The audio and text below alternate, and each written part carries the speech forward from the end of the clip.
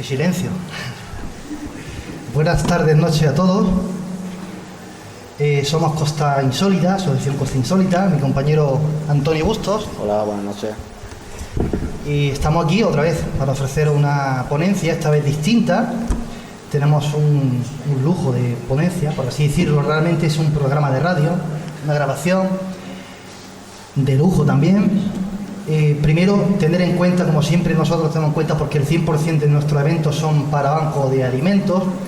Hemos recogido, habéis traído otro montón de esa ayuda que hace falta a la gente necesitada. Y como siempre, como hacemos, ¿verdad, Antonio? Siempre pedimos un aplauso por vosotros.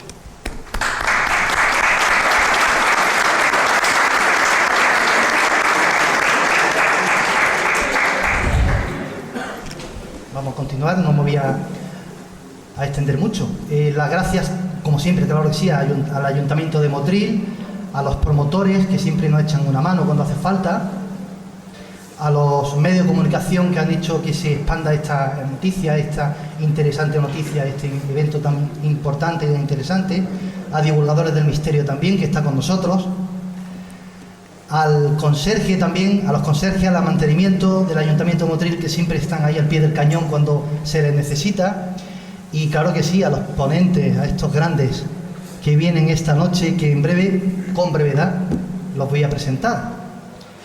Se trata de David Cuevas, Jesús Ortega y Lourdes Gómez. Jesús es director, en este caso y presentador del programa que esta noche, tarde-noche, se va a emitir aquí, con un misterio al límite, en este caso con esos objetos que nos miran desde el cielo, aquellas luces que siempre nos ha llamado la atención. Y todos ellos tienen algo en común, muchísimo en común. Colaboradores, por ejemplo, en el caso de David, con Poniendo las calles, el ACOPE, Espacio en Blanco, Redes Nacionales de España. Entre ellos llevan también su trabajo como redactores, el Enigma, Año Cero. Tienen una amplitud grande de colaboraciones y trabajos en diferentes medios de comunicación. Y efectivamente, pues yo creo que estamos con 3 primeras líneas, y por eso de la importancia de este evento. Os puedo contar más cosas de ellos, pero nos extenderíamos demasiado. Tenemos también a Lourdes, como es, por ejemplo, digamos que una buscadora de misterios, que también sale, actúa, sale, participa, por así decirlo, en Espacio en Blanco. Y no voy a extenderme más porque este es su momento, este es su perfecto momento para empezar, y esta es la hora perfecta para empezar a disfrutar de momentos perfectos con un tema perfecto, el tema de los ovnis. Un aplauso para Lourdes Gómez, Jesús Ortega y David Cuevas.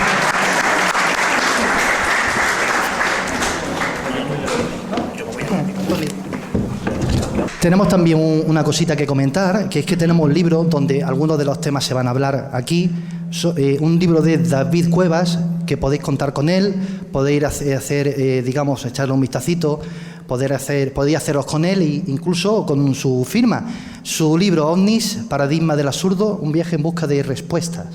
Por lo tanto, para que lo tengáis en cuenta y podáis disfrutar también después de este evento, que seguramente os va a hacer reflexionar mucho sobre el tema OVNI, y podéis haceros con él. Muchas gracias. Muchísimas gracias. Y ahora es hora de presentar, ya lo han hecho pues de manera magnífica Alberto y Antonio, pero es hora de ir presentando a los compañeros pues que esta tarde se suman a esta aventura, las tertulias del dragón. Yo no sé si alguno o alguna de los aquí presentes conoce o ha escuchado alguna vez El Dragón Invisible, el programa pues que desde un tiempo llevamos haciendo algunos compañeros en Radio Castilla-La Mancha, y cuando Alberto nos propuso hablar de ovnis, se nos ocurrió plantear una idea un tanto diferente, que queremos que sea muy interactiva, con mucho audio, mucho documento. Queremos que intervengáis, que opinéis. Os vamos a pasar para ello el micro, espero que poquito a poco y conforme avancen los minutos os vayáis animando. Y decidimos crear esta especie de formato extraño, que no es un programa de radio, tampoco es una conferencia, es una especie de híbrido, y vamos a ver qué tal sale esto de las tertulias del dragón. Para ello, pues tengo de verdad el honor, el lujo y el placer de contar con compañeros como la excelente periodista Lourdes Gómez. Un aplauso para ella, por favor. Antonio Luis Moyano, compañero también del Dragón Invisible, y David Cuevas, que le toca cambiar ya el turno en mesa y sentarse en su correspondiente sitio. Lourdes, ¿qué tal? Muy bien, encantada de estar en Motril, donde nunca había estado, pero que siempre me ha parecido curioso porque he visto que la gente es muy aficionada al misterio, así que me hacía ilusión estar aquí, y más viendo la cantidad de gente que se ha concentrado, como digo, para ayudar, ¿no?, a los demás y con su solidaridad hacernos un poquito más humanos y mejores a todos, así que espero aportar mi granito de arena para que disfruten de este evento. Pues OVNIs. ¿Quién no sabe aquí qué significa el acrónimo OVNI? Aunque hay mucha confusión. Cuando hablamos de OVNIs estamos hablando simple y llanamente de objetos volantes no identificados. Cuando digo simple y llanamente no pretendo quitarle enjundia al asunto, porque sin duda, y lo han dicho muchos expertos a lo largo sobre todo del pasado siglo XX, probablemente fuera el enigma al que tendríamos que enfrentarnos la ciencia, los periodistas, los investigadores en el siglo XXI. Hay gente que lo estigmatiza, hay gente que intenta restarle importancia, hay gente que intenta restarle también credibilidad a los testigos, y no hay por qué hacerlo. Y como vemos, detrás de estas siglas, detrás de este acrónimo que tantos quebraderos de cabeza ha dado, pues desde hace más de 70 años, aunque la cifra o la fecha oficial del inicio de los platillos volantes, que no de los objetos volantes no identificados, se sitúa en 1947. Como decía, el título de esta tertulia, de esta charla, como lo queráis ver, es Encuentros cercanos con lo increíble. Y por tanto los protagonistas van a ser testigos que, bueno, pues tuvieron la suerte o la desgracia de encontrarse con algo que no comprendían, que no entendían, que no pudieron explicar en su momento, y en algunos casos pues tuvieron consecuencias bastante trágicas, y lo vamos a comprobar. Como digo, ya he cedido la palabra a Lourdes. David, el fenómeno OVNI ha marcado casi tu vida y tu trayectoria, aunque has tocado todos los palos dentro del mundo del misterio. ¿Qué significan para ti los OVNIs? Para mí, yo creo que parafrasearía pues a uno de los científicos, o a varios de los científicos que en su día investigaron el tema OVNI y que lo definieron como el enigma o el desafío número 1 de la ciencia. James McDonald era uno de ellos, ¿no? Yo creo que vamos a conocer casos espectaculares, vamos a escuchar a los testigos, también vamos a poder ver las imágenes, Jesús, que es algo importantísimo, yo creo, ¿no? Sí, tendremos imágenes de documentos, de personajes, de personas, las vamos a ir pasando y con algunas vamos a dejar un gancho ahí extraño, ahora dentro de unos minutitos, dentro de muy poco. Sí, señor. La verdad es que es un placer estar aquí con toda la gente que está aquí pues, en esta casa de la Condesa Torre Isabel. Y bueno, la verdad es que sería interesante que la gente nos crea cuando decimos que estamos con gente, ¿no, Jesús? Que se hagan escuchar, ¿no? Que se hagan oír. Bueno, esa gente de Motril que suene. Y Antonio Luis Moyano, otro de los compañeros a los que me honra tener en el equipo del Dragón, y que casi por sorpresa, a última hora, pues lo hemos tenido por aquí, no hemos dudado un segundo en subirlo a la mesa. Fenómeno OVNI, Antonio Luis. Y lo dejo ahí. Ha sido un fenómeno apasionante y que, bueno, aunque esté mal hablar en primera persona, a mí me ha servido de detonante pues para investigar ya no solo otros ámbitos del mundo del misterio, sino la de preguntas que te puedes hacer sobre el origen de la vida, sobre si hay vida en otros planetas, sobre cuáles son los mecanismos de percepción que nos pueden hacer confundir algo anómalo con un ovni, en fin. O sea, un tema apasionante que la verdad es que me entusiasma comprobar de que a tanta gente de Motril pues también comparte ese entusiasmo que tenemos nosotros. Pues así es, y ahora para empezar, como solemos acostumbrar a hacer en el programa habitual, en el convencional, por decirlo de alguna manera, hemos querido contar con una de nuestras grandes voces, con el compañero Félix Armengol, que nos ha narrado un fragmento de un texto que enseguida vamos a contextualizar, que enseguida vais a comprender, pero que tiene un peso y genera sensaciones muy especiales en los románticos del fenómeno OVNI. Si estáis atentos, es difícil, creo yo, si de verdad estáis interesados en el fenómeno, que no se os pongan los pelos de punta. Y aquí vais a ver que al final, todos los que estamos en esta mesa, pues llevamos también muchos kilómetros a las espaldas, hemos hablado con muchas personas. La compañera Lourdes Gómez tuvo el lujo y la oportunidad de charlar con este mítico, con este veterano del mundo de la ufología, autor de un clásico titulado Algo flota sobre el mundo, que lo traemos aquí por si después queréis ojearlo. Lourdes, Carlos Murciano. Bueno, me pongo hasta nerviosa y os voy a contar la historia de cómo conozco yo a Carlos Murciano. Estáis viendo ahí ese mítico artículo que salió publicado el 12 de septiembre de 1968 en el diario ABC. Yo había leído ese artículo porque es uno, bueno, pues de los hitos de la ufología en España, una de las primeras veces que una persona de tanto peso y cultura como era el poeta Carlos Murciano, que ha sido Premio Nacional de Poesía, que una persona con ese bagaje cultural escribiera, se interesara en aquella época por los ovnis. Yo conocía, como digo, este artículo, pero cuando estaba estudiando periodismo en Sevilla, estaba una tarde en casa del gran ufólogo Ignacio de Arnaude y de repente, bueno, pues encontramos la copia de este libro que tenía Ignacio de Arnaude. Yo no lo tenía, era muy difícil de encontrar, y entre las páginas de este libro encontramos un número de teléfono muy antiguo que hacía décadas que Ignacio de Arnaude había apuntado ahí. En ningún momento pensé que seguiría siendo el teléfono de Carlos Murciano tantas décadas después. Pero me dijo Ignacio, ¿y por qué no pruebas a llamar, no? Y recuerdo perfectamente cómo, estando en la habitación del piso de estudiantes que yo compartía, yo cogí el móvil, marqué el teléfono, bueno, como algo bohemio, ¿no? Digo, ojalá hubiera llegado décadas antes para poder hablar con este hombre tan importante.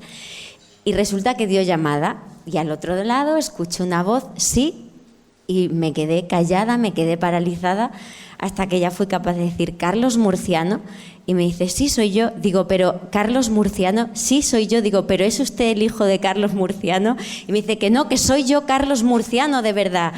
Y yo, alucinando, le pedí una entrevista y quedé con él en su ático de Madrid, donde tiene su estudio. Tuve la oportunidad de entrevistarle y me contó cómo surgió ese artículo de Algo flota sobre el mundo, y por primera vez vamos a emitir parte del audio de esa entrevista que yo publiqué en la revista Enigmas, y nos va a contar Carlos Murciano por qué escribió esas líneas, Algo flota sobre el mundo, lo que acabamos de escuchar. Yo seguía las noticias, seguía las informaciones, veía, me atraía lo que había de misterio ahí, ¿no? Y coincidiendo unas series de apariciones me acuerdo que era en Inglaterra, era en Chile, eran 2 o 3 sitios así. Yo hice ese artículo de Algo flota sobre el mundo, algo no sabemos qué, ni sabemos de dónde viene, ni sabemos cómo viene, ni sabemos a qué viene. Bueno, efectivamente era eso. No se puede decir con más respeto. Curioso, ¿no? Esa entrevista que, como decías, escuchamos la voz de Carlos Murciano, llevaría tiempo sin sonar en la radio de Misterio, ¿no?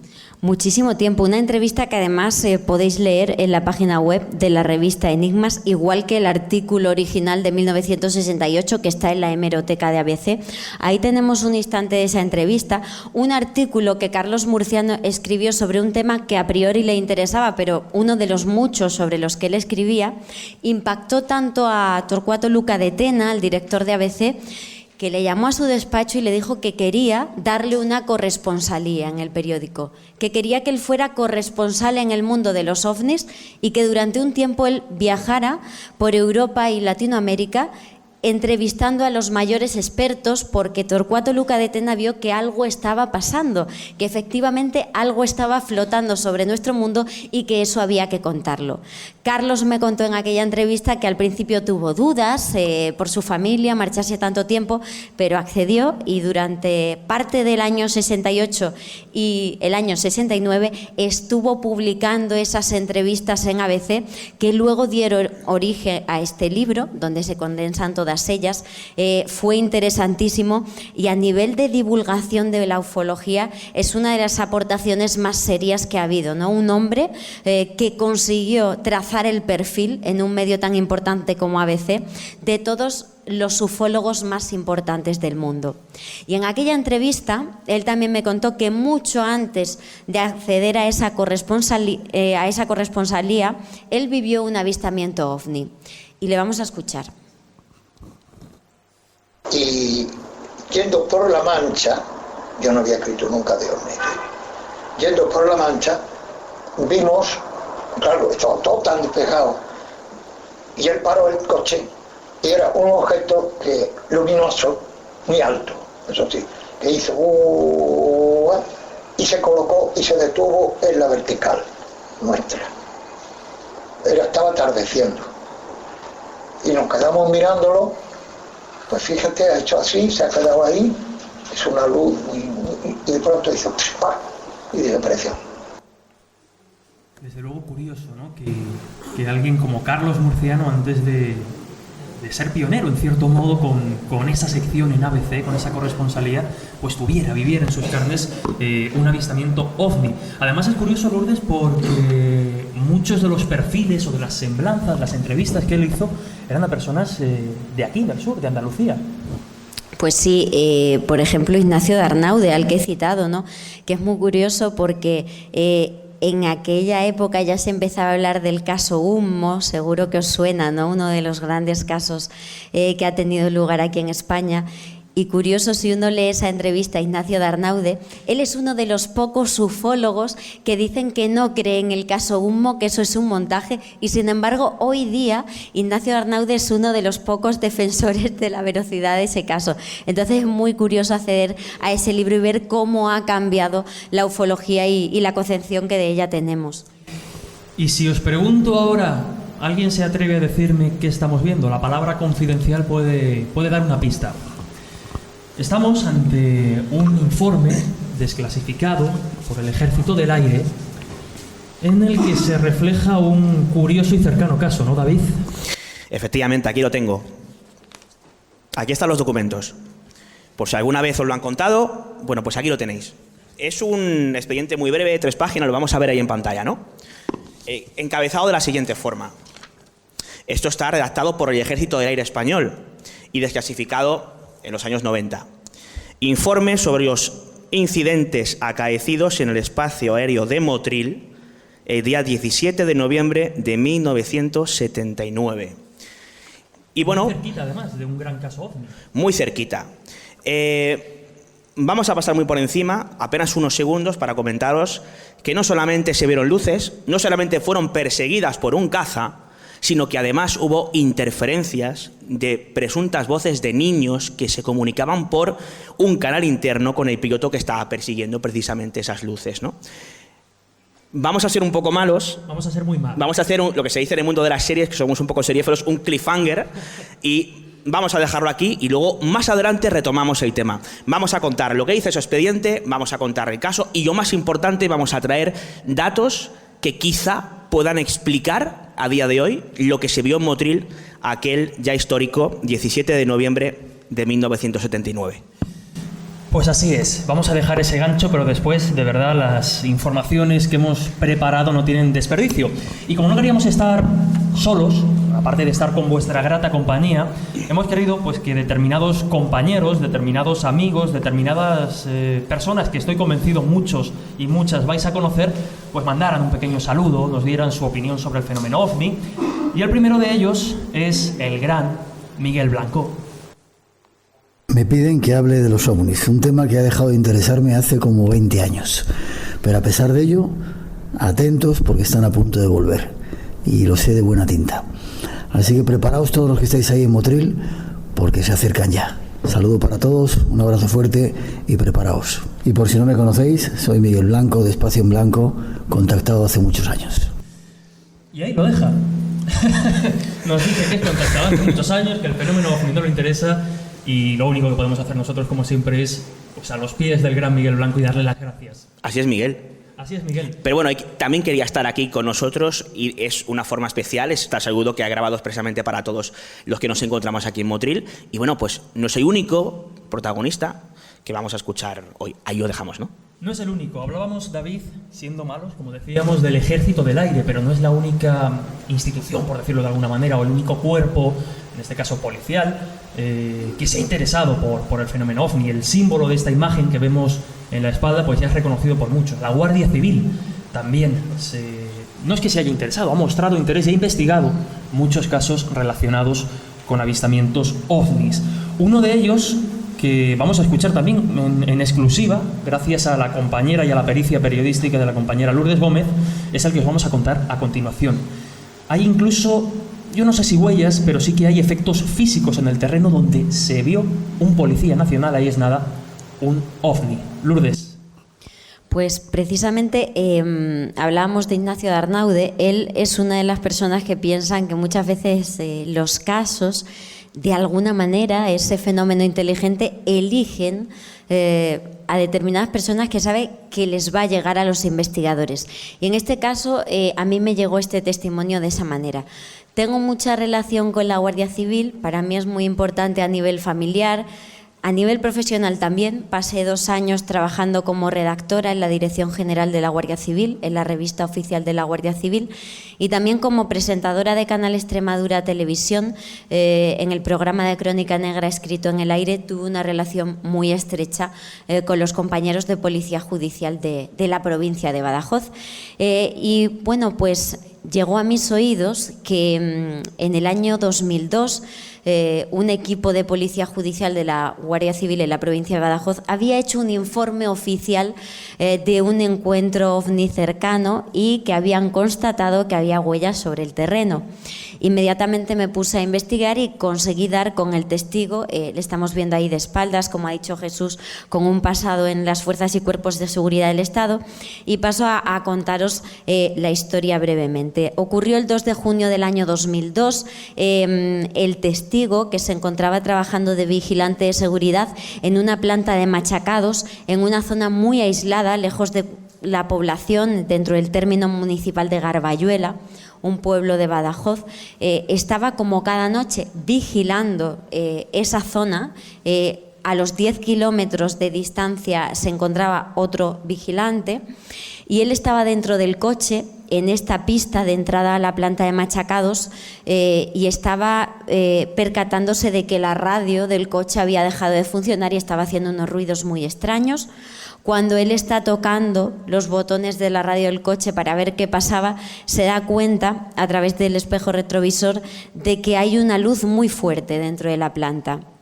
Se gira, contempla que efectivamente es una luz muy extraña y él piensa que lo único que puede ser es que un grupo eléctrico para generar electricidad en la zona pues que se había incendiado y que algo estaba ocurriendo. Y si queréis escuchamos al testigo cómo nos lo cuenta. Esas cosas. ¿Observaste sobre el terreno alguna prueba de que efectivamente allí había estado posado el aparato, en alguna planta, en algún arbusto? Allí hicieron fotografías de que, bien, en una zona, por decirlo así, una zona en Redondo, por poner un ejemplo, en Redondo, pues sí, por ejemplo, en un lado estaba mustia, por decirlo así, la planta o la flor, y en el otro lado estaba verde. O sea, es como si dijéramos que hemos quemado la parte frontal, pero la trasera sigue verde. Una cosa así, una cosa parecida así. Eso tú no lo observas por la noche, ni mucho menos lo no, que va. Fue cuando ya la Guardia Civil fuimos allí, se me llevó allí, ya con las fotografías y eso, y se estuvieron observando aquello. La verdad que hicieron una labor estupenda. Vamos con el siguiente audio, por favor, porque veo que están desordenados y es donde describe. Y fue cuando a las 12:20 estaba yo de seguridad, nocturna, de horas nocturnas, y sobre las 12:20, 12:30, pues, observé una luz primeramente muy roja, y había un grupo de allí que se abastecía de electricidad para la planta y pensaba que era el grupo que se estaba quemando. Luego vi un azul muy intenso, un blanco cegador, porque eso te cegaba. Bueno, él cuenta que cuando baja del vehículo y se acerca, esa es la zona en concreto donde estaban situados los grupos electrógenos. Tengo que decir que esta planta ya no está en funcionamiento. Además es muy complicado llegar. Este otoño volví con el testigo, justo en esa plataforma estaban los grupos eléctricos. Es muy complicado llegar porque antes sí que había una carretera nacional, una carretera comarcal que pasa cerca, pero ahora han construido otra carretera y el acceso es muy complicado. Pero en aquellos momentos ahí había esos grupos eléctricos, él se acerca hasta allí y en esos momentos se da cuenta que allí no pasa nada, que los equipos están bien y que es justo por encima donde hay, bueno, pues esas luces que él ha descrito. El avistamiento en sí dura unos 30 segundos, él lo dice, y en esos 30 segundos él ve una especie, dijo, de cepelín de color negro. Vamos a escucharle. Bajé del vehículo, fui a subir una pendiente que había hasta la planta, nosotros estábamos en la zona de vigilancia del camino de entrada, para que no entrara nadie, Y cuando llegaba a medio camino fue cuando se apagaron todas las luces y lo único que vi fue como una especie de un Zeppelin, pero inmenso, subir hacia arriba. Me lo quedé mirando, una estela que llevaba de polvo, y sobre unos 30 segundos aproximadamente, 30 segundos duraría eso. Y había una estrella que hacía como una especie de triángulo y fue donde desapareció. Es como si se encendieran y se apagara, como si le diera el sol y se apagara. Así es como yo lo vi. ¿Estaba posado en el suelo? No, no lo vi posado, no. Eso estaba en el aire. Al menos yo lo vi en el aire. Solamente que cuando me acerqué fue cuando se desconectaron todas las luces, se apagaron todas las luces. Y lo único que... Pero ni ruido ni nada. O sea, que ni motor, ni nada, absolutamente nada. Sino hacia arriba, me lo quedé mirando durante 30 segundos. 30, no serían más. Y a gran velocidad. Inmensa, una velocidad tremenda. Ojalá tuviéramos aquí esa velocidad, vamos. Bueno, pues ahí lo estábamos escuchando. Él, cuando se acerca, observa ese cepelín de color negro, que son esas luces que justo al acercarse el testigo se apagan, y a los 30 segundos se viajan, ¿no? Salen ascendiendo y se pierden en la inmensidad. En concreto, él dice hacia 3 estrellas que brillan mucho. Investigando, hablando mucho con el testigo, estudiando cómo estaba el firmamento desde aquel punto de Extremadura aquella noche, hemos descubierto que efectivamente hay un fenómeno de las noches de verano que se llama el triángulo de verano, formado por las estrellas Vega, Deneb y Altair, que son las más brillantes del firmamento, como digo, en época estival.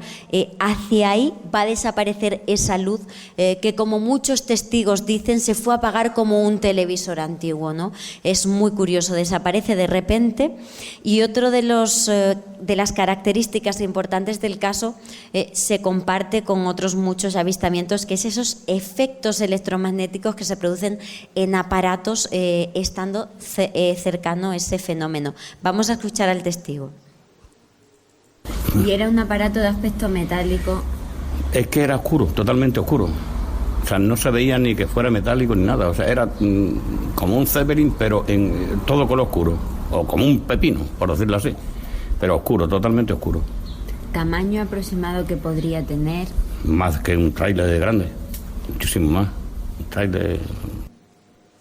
Bueno, pues él cuenta que justo después de desaparecer ese extraño objeto, intenta llamar al compañero que está a 10 kilómetros para ver si ha visto algo. Lo intenta, pero no lo consigue porque el teléfono no funciona. Tarda unos 2 o 3 minutos en volver a funcionar. Lo mismo que la radio, que recordemos que no estaba funcionando bien, y por eso él pues se percata de que algo malo está pasando. Aunque el avistamiento fue muy breve, al testigo le impacta mucho, y al día siguiente pues se acerca a hablar con compañeros de Policía Judicial de la Guardia Civil a los que él conocía. En ningún momento se tomaron a broma lo que le estaba contando el testigo. Se lo comunicaron al superior, al jefe del grupo, y bueno, pues él envió a varios agentes junto con el testigo a la zona del avistamiento para hacer una inspección técnico-ocular, analizar el terreno y ver si se encontraba algo interesante que respaldara el testimonio de ese testigo. Efectivamente, como hemos escuchado en el primer corte de audio, estando allí los 2 guardias civiles con los que tuve la oportunidad de hablar este verano, observaron que en un cerco, una especie de círculo que había sobre el terreno, había muchos arbustos, y una parte del arbusto parecía completamente desecada y la otra parte muy verde y frondosa, algo que les impactó mucho, que nunca habían visto nada parecido. Tomaron fotografías que añadieron en el informe oficial. Estos son parte de fotografías del informe que amablemente la Guardia Civil me ha cedido. Parte de esos arbustos presentaban esa característica que a ellos tanto les impactó y que les dio a entender que efectivamente allí algo había pasado y que el testigo tenía razón. Lo curioso de esto es que cuando elaboran ese informe y lo envían a instancias superiores y llega a la Dirección General de la Guardia Civil en Madrid, les piden una versión ampliada del informe, que sigan investigando. Me contaban ellos que porque resulta que se habían registrado fenómenos parecidos en otros lugares de España y la Dirección General quería seguir investigando. Se trata de un caso muy impactante porque demuestra que efectivamente las fuerzas y cuerpos de seguridad del Estado tienen un interés en estas temáticas, no se las toman a broma y que a veces quedan estas evidencias. Lo curioso de todo, como ya sabe Jesús, cuando echamos mano de bibliografía clásica, como por ejemplo la gran enciclopedia Más allá de los ovnis, y analizamos esos encuentros cercanos y aterrizajes, la mayoría de ellos presentan testimonios de plantas que aparecen desecadas y deshidratadas como si hubieran estado sometidas a una gran fuente de calor. Desde luego, yo con la boca abierta, espero que vosotros también estéis interesados, ¿no?, en el magnífico caso que, pues eso, como decía, con la pericia y la labor periodística magnífica que hace la compañera Lourdes, pues ha rescatado, ¿no?, casos que si no, pues quizá quedarían en el olvido. Y el compañero Antonio Luis Moyano nos va a explicar algo muy curioso. No sé si en alguna ocasión, cuando habéis leído, habéis escuchado algún programa sobre ovnis, ha aparecido el concepto testigo de élite. Y Antonio Luis Moyano nos va a explicar, en este caso, por qué un policía o un guardia civil o un militar podría ser o tiene esa catalogación de testigo de élite. Sí, bueno, aquí es muy interesante el caso que nos ha traído Lourdes, porque ella, que tiene pues muchos kilómetros a su espalda recogiendo testimonios de personas que han visto ovnis, pues ha seleccionado el caso de un guardia civil. Y claro, en estos casos la ufología aplica la etiqueta de que tanto guardias civiles como miembros de las fuerzas de seguridad del Estado, militares, pilotos, en fin, son considerados testigos de élite. ¿Por qué se consideran testigos de élite? Pues de la misma manera que en un juicio tiene más credibilidad la palabra de un guardia civil con respecto a la de cualquier otro ciudadano, también en la ufología se considera que tiene más credibilidad el testimonio de este tipo de fuentes por una sencilla razón. Y es que en el proceso de formación que tiene un guardia civil o que tiene un piloto aéreo, ellos conocen muy bien cuáles son esas variables que interfieren tanto en el proceso perceptivo como en el proceso de la memoria. Claro, una cosa es el estímulo que nosotros percibimos y cómo lo percibimos. Fijaos, es muy curioso. Probablemente, no sé si aquí habrá alguien que no conozca un poco de neurología. ¿Sabéis dónde se procesa la información que reciben nuestros ojos? ¿En qué parte del cerebro? ¿Lo sabéis? Bueno, pues curiosamente aquí, en el lóbulo occipital. O sea que imaginaos esa información que va desde el ojo hasta la parte más extrema, o sea, en la parte opuesta del cerebro, en el lóbulo occipital. Imaginaos toda esta materia gris que hay está interfiriendo, es decir, que hay muchos elementos de nuestras experiencias previas, de nuestras expectativas, que interfieren en ese proceso de percepción y luego en el recuerdo. Entonces, estos testigos de élite se supone que más o menos están adiestrados en discriminar esas variables que interfieren y pueden darnos un testimonio un poco más fidedigno que el de otros testigos, ¿no? Por eso se les considera testigos de élite. Donde también hubo intervención policial, donde también hubo huellas, es en el caso que ha querido reseñarnos, que ha querido señalarnos nuestro compañero y probablemente uno de los mejores ufólogos, no solo a nivel nacional, sino a nivel internacional, el compañero José Antonio Caravaca, autor además de un libro de reciente publicación, Encuentros cercanos con ovnis, en la editorial Guante Blanco, y que, como digo, pues conociendo y sabiendo tanto de ufología y de ovnis como sabe él, pues le dijimos, bueno, José Antonio, a ver, ¿qué caso nos señalarías tú como uno de los más importantes e incluso de los que más papeletas o probabilidades tienen, ya no de ser reales, pero sí de ser bastante, no me gusta la palabra inexplicable, pero desde luego de explicación difícil? Y José Antonio Caravaca nos mandó esto. Sin duda, para mí, el incidente ovni más importante y más documentado de estos últimos 70 años de investigación ufológica es el aterrizaje ovni de Socorro, ocurrido en el año 1964, en el cual un oficial de policía, Luni Zamora, a plena luz del día, observa el aterrizaje de un artefacto del cual descienden dos pequeños humanoides y posteriormente, poco tiempo después de que este objeto haya desaparecido, junto a otros compañeros oficiales de policía, un agente del FBI y posteriormente varios militares estuvieron examinando las pruebas que había sobre el terreno en forma de quemaduras, de depresiones, y incluso el proyecto Libro Azul estuvo investigando el caso y fue el único de los incidentes investigados por esta comisión oficial del gobierno estadounidense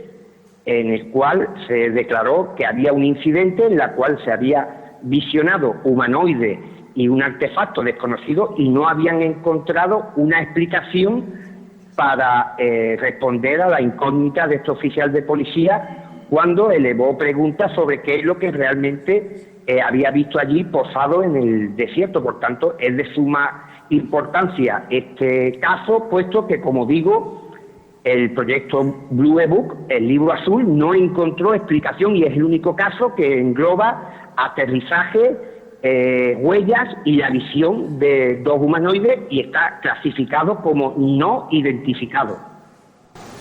Pues empieza fuerte el compañero José Antonio Caravaca señalándonos algunos de esos casos importantes. En este caso, el caso Socorro, que señalaba tuvo lugar en México y, como habéis oído, pues un caso desde luego que dio y sigue dando quebraderos de cabeza a los investigadores. Como bien sabéis, y antes de continuar, yo no sé si hay alguna intervención, alguien que se quiera animar a contar algo, a preguntar algo.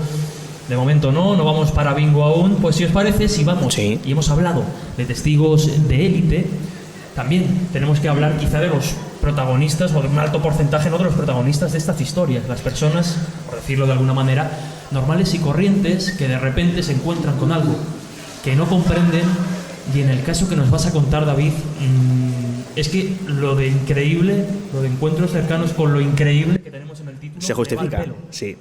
Bueno, seguro que todos hemos escuchado hablar de ovnis, de luces en el cielo, no sabemos lo que son. En ocasiones, como narraba la compañera Lourdes Gómez o el compañero Caravaca, esas luces son aparatos que se posan y que dejan indicios físicos, ¿no? Que es muy interesante porque es algo que se puede analizar, va más allá de una simple luz que pasa.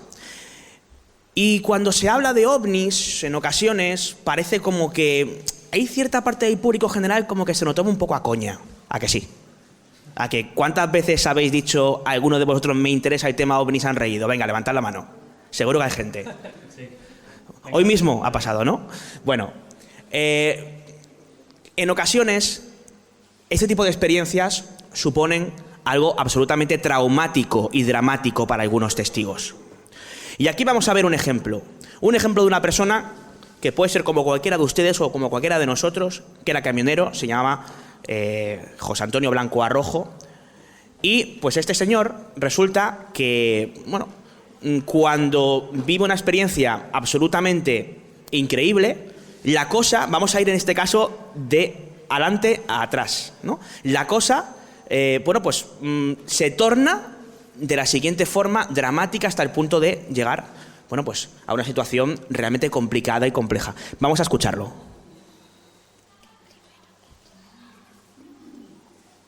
Se conoce que al quererlo levantar para arriba, digo yo que se quedó porque me hizo la tijera, que se llama. Entonces, esto quedó para arriba, la cabina pegó un golpetazo que me fui del volante al otro lado. Yo digo, aquí ya me mato, pero qué va, yo creo que fue el bicho ese, el cerillo que lo llamo yo. El cerillo. El bicho, el cerillo, bueno, ¿qué es esto del bicho, el cerillo? Bueno, pues nos lo va a contar el propio protagonista. Lo escuchamos. Entonces ha llegado una mañana al cruce Moda, claro, en el cruce Moda tira una carretera vieja que iba a Granadilla. Entonces yo cogía la del Guijo y al coger la del Guijo pues salió el bicho, de vez de tirar como todos los días tiraba para Granadilla, pues tiró para el Guijo. Y entonces ahí me ha cogido, de ahí a Navalmoral de la Mata, en el mismo, a donde está lo de Extremadura, o sea, lo de Cáceres, ¡plum!, allí me soltó. Y he entrado del cruce Moda allí 15 minutos. Bueno, pues José Antonio Blanco Arrojo, que era alguien que había callado durante toda su vida, le localizó la compañera Lourdes Gómez, luego yo también tuve ocasión de entrevistarle junto a ella, y cuando le preguntábamos precisamente que nos describiera cómo era ese cerillo, pues esto es lo que nos contaba. Yo lo llamo el cerillo, es una cerilla encendida, pero adelante con mucha iluminación, y se le veía la cola atrás, y ese me había seguido 3 o 4 veces, y en la misma semana.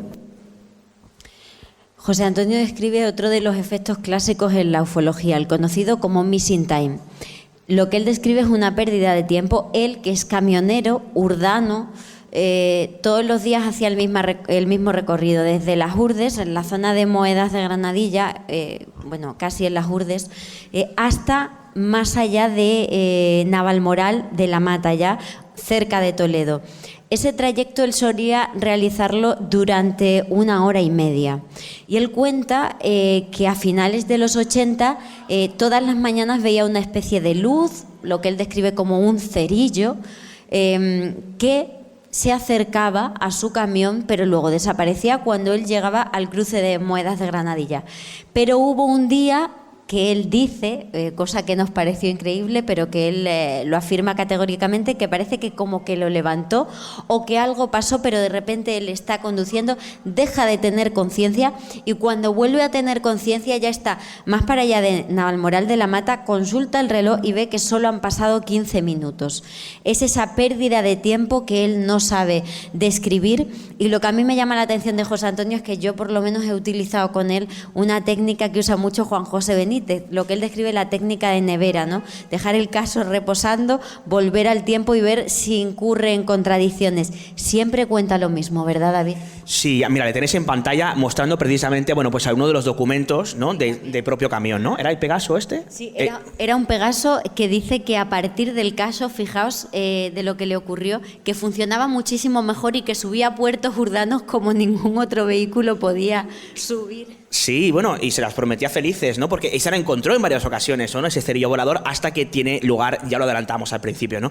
Esa circunstancia trágica por la cual eso sea lo que sea, levantaba el camión, la hacía levitar y no sabía en ese momento como que perdía la noción del tiempo y se producía ese missing time que también explicaba la compañera Lourdes Gómez y le terminaba bajando y pues él se quedaba como un poco extasiado con lo que había pasado.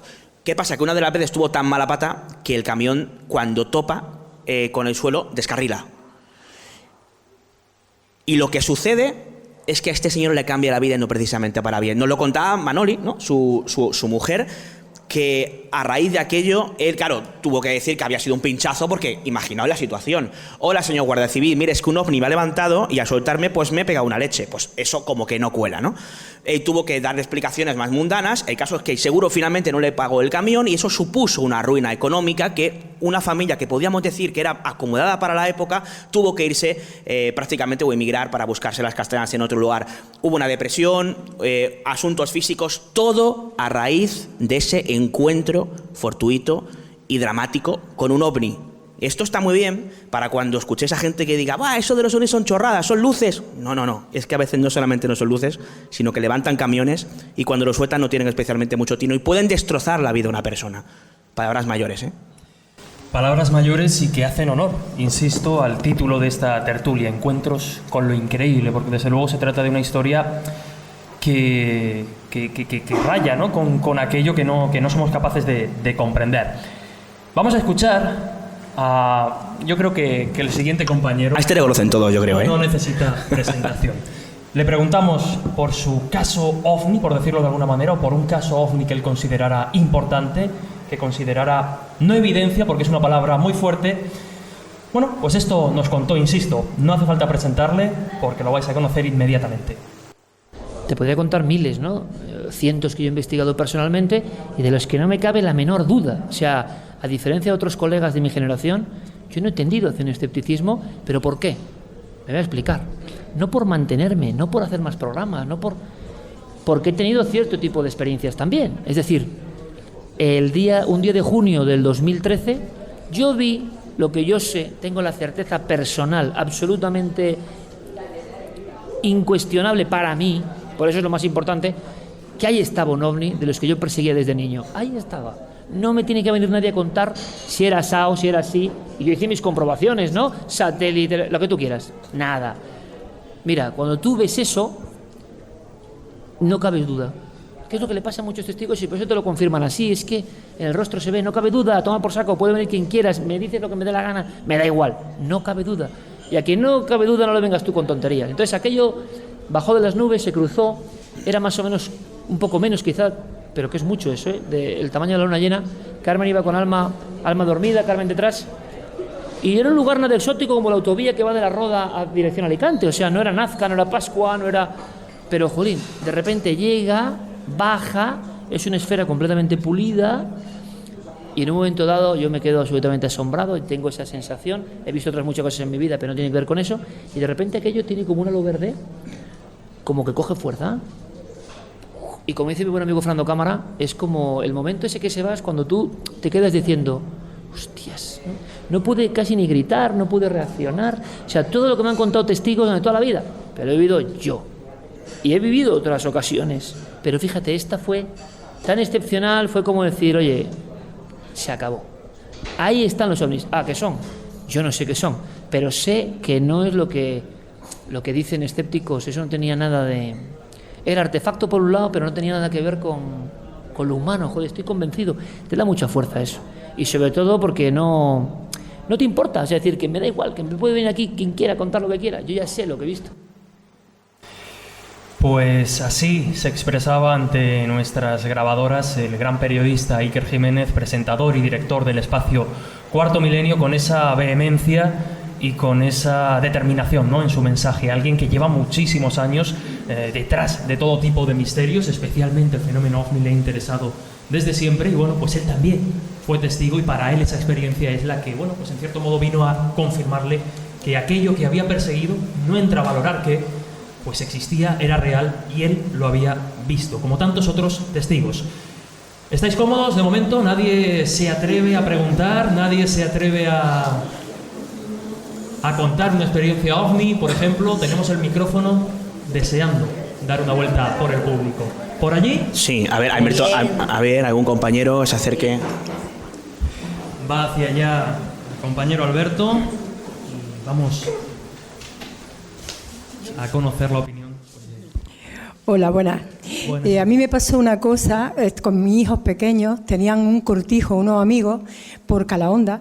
Sería el 1983 o 84. Y era Día de Santiago, 25 de julio. Había fuego por, ¿cómo te he dicho el pueblo? Por Castelldefels.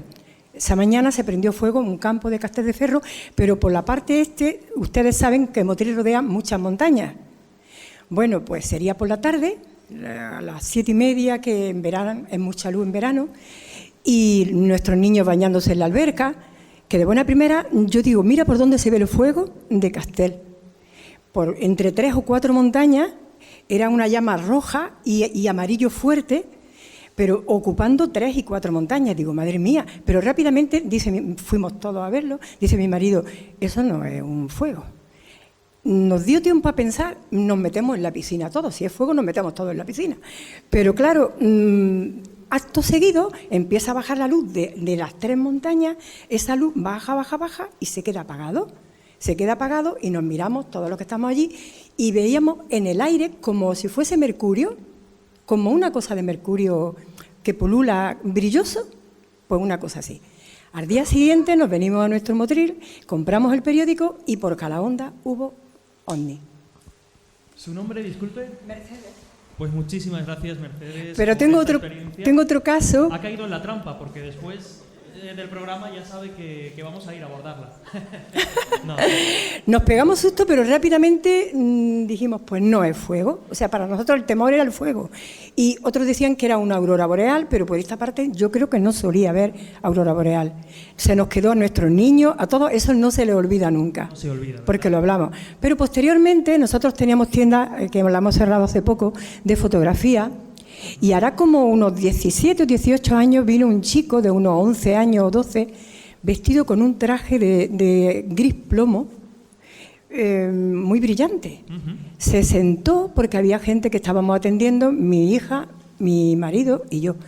Y se sentó en una sillita que tenemos negra, se sienta, mira, y cuando ya se queda libre la tienda de gente, se acerca y nos pregunta, pero con una voz muy rara, como de ser extranjero, y nos dice, ¿tienen ustedes películas para cámaras?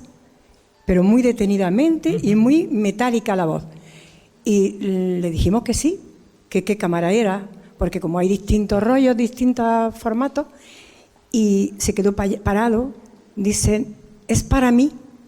Dice, sí, pero dígame qué cámara es, porque tengo estos tamaños.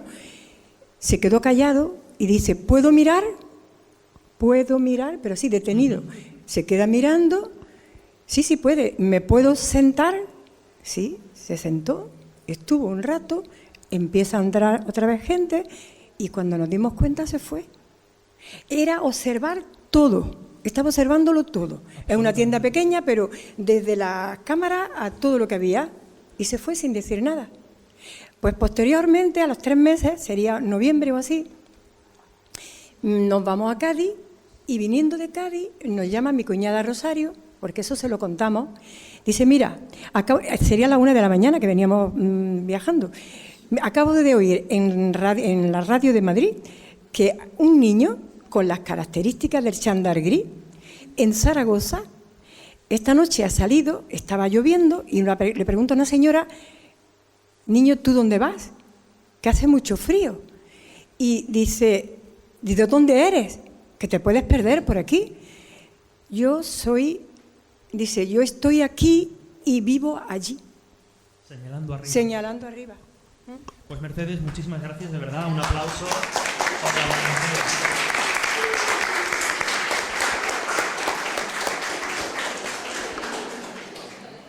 Curiosa, ¿verdad? La experiencia. Bueno, esto es vivirlo realmente, ¿no? Porque, claro que sí.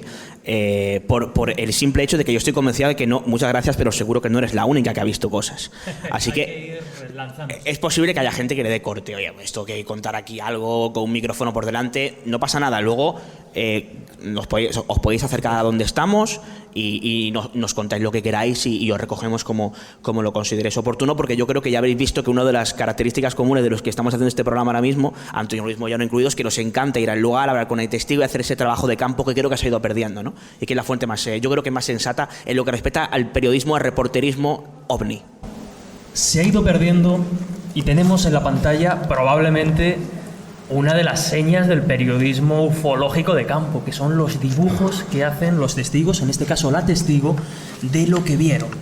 En este caso hay que mantener el anonimato, hay que reservarnos algunos datos porque la testigo no quiere dar demasiado, a veces pasa, ¿verdad? El pudor de contar una experiencia que nosotros en este ambiente comprendemos, pero que quizá fuera de quien está interesado en el fenómeno OVNI, pues se ve como una completa locura y lo que provoca es la chanza, la broma, y desde luego eso pues nunca es positivo porque así no se avanza. Pero el caso que nos has preparado, que recogiste en su día, Lourdes, y nos vas a narrar ahora, es increíble. Ahí tenemos el dibujo. Este dibujo lo hizo la testigo Mari, que vive en Cáceres, cerca de Trujillo. Ella a finales, en mayo de 1996, junto con su marido, trabajaba en una finca de la zona. Una noche ella y su marido se disponían a ir hacia esa finca cuando por el camino se encontraron con una luz. Ella pensó que era un coche que venía de frente por aquellos caminos, pero se percató de que esa luz no iba por el camino, sino que iba por el aire. Vamos a escuchar a Mari. Teníamos luz nada más que aquí en las casas, pero en la calle no. Sí. Bueno, pues según salimos aquí al pueblo, vimos la luz. Como estaba todo esto oscuro, y dice mi marido, pues viene un coche por la calleja, y le digo, ese es Tony, digo que tiene una vaca de parto, digo, y ha ido a verla. Nosotros para adelante, cuando le digo, oye, ¿y tú no te das cuenta de que la luz no viene del suelo? Que claro, digo, y no venía, no avanzaba, no había así como un cerrino. Llegamos al cerro, cuando en el lago estaba preparado el aparato. Suspendido en el aire. Sí. No era una luz, era un aparato. No, era una nave. Lo tenía muy claro, ¿verdad? Lo tenía clarísimo y además, fijaos, después de tantos años, este es el dibujo que ella hace del objeto que vio en compañía de su marido. Es, creo que bastante, con mucha profusión de detalles. Ella me hablaba de esa escalera que aparece, de que tenía unos dibujos en forma de estrella, de rosa de los vientos, y me decía también, dato importante, que en aquellos días y aquella noche en concreto se había ido la luz en el pueblo y en toda la zona. Dato interesante que también coincide con muchos avistamientos y cada vez que pienso en este detalle siempre me acuerdo, ¿no?, de John Keel, un investigador clásico que hablaba, bueno, de cómo podía penetrar el fenómeno ovni en nuestro mundo, de qué tipo de energía puede servirse. En aquellos entonces, hace décadas, pues hablaban de que podían valerse de energía de fenómenos atmosféricos como tormentas, terremotos, o en este caso, pues a través de apagones de electricidad, accediendo a esa electricidad. Obviamente todo esto son teorías, no tenemos claro qué sean las respuestas.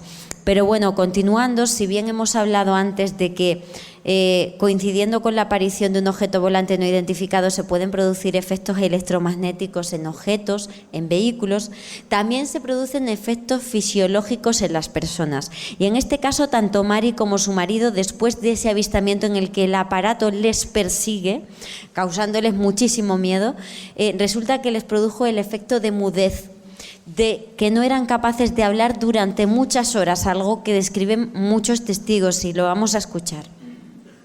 Yo no más que digo, ay Juan, lo que me he soñado el ratino que estaba dormida, que me bajaba del aparato. Dice, pero es que yo también. Lo mismo, o sea, que eso lo dijisteis de madrugada. Ya por la mañana que nos fuimos a ordeñar, y es que en todo el día fuimos capaces de hablar, ¿eh? No éramos capaces de hablar. Nada. Ellos llegan por la noche después del encuentro con ese objeto que después de perseguirles desaparece.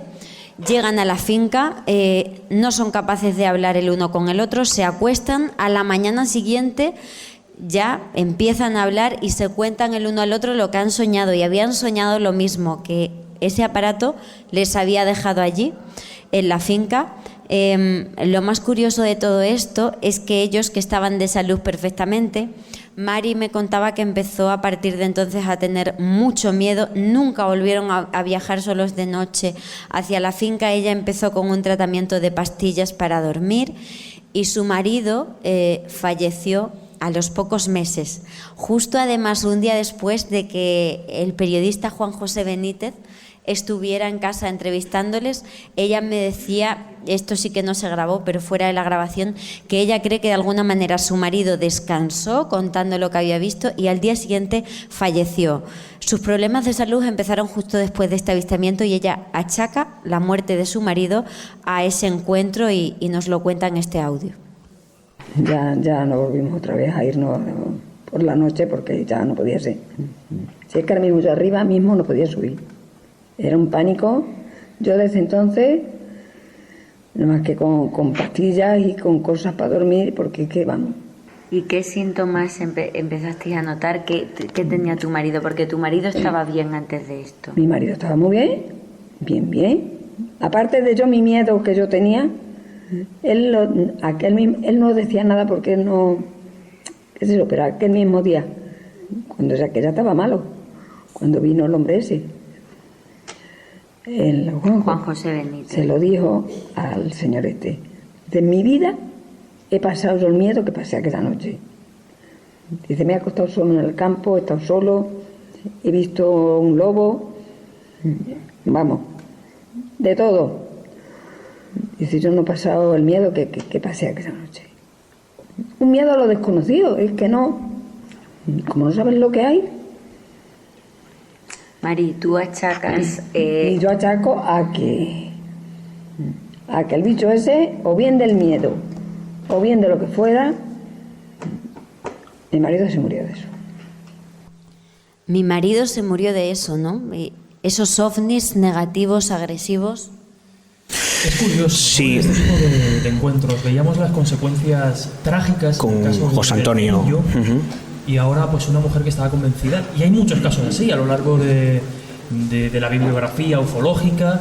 Incluso también por esa zona, en las Urdes, hay un caso clásico, ¿no? De una luz. En las Urdes hay muchísimos. Sí, y Lourdes además ha recogido muchos de estos encuentros en su libro Las Urdes, frontera con lo desconocido, editado por Oblicuas dentro de la Biblioteca del Misterio. Me gustaría preguntarle a Antonio Luis Moyano, claro, cuando uno escucha de palabras de una testigo que piensa que por el miedo, o quién sabe por qué, su marido falleció. Desde el punto de vista de la psicología, ¿cómo puede afectar? Lo estamos viendo, ¿no? En algunos casos, ¿cómo puede afectar?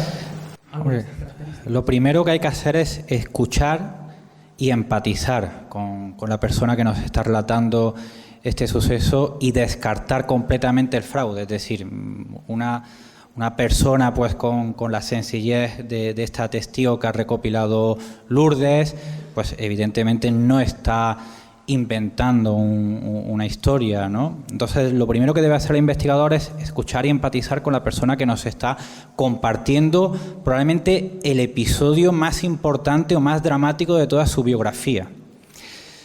Luego ya después viene, pues bueno, el sacar uno pues sus propias conclusiones. Si uno puede, pues bien creer que este tipo de fenómenos pues tiene una naturaleza extraterrena, o bien que pueden responder pues a determinados sesgos perceptivos.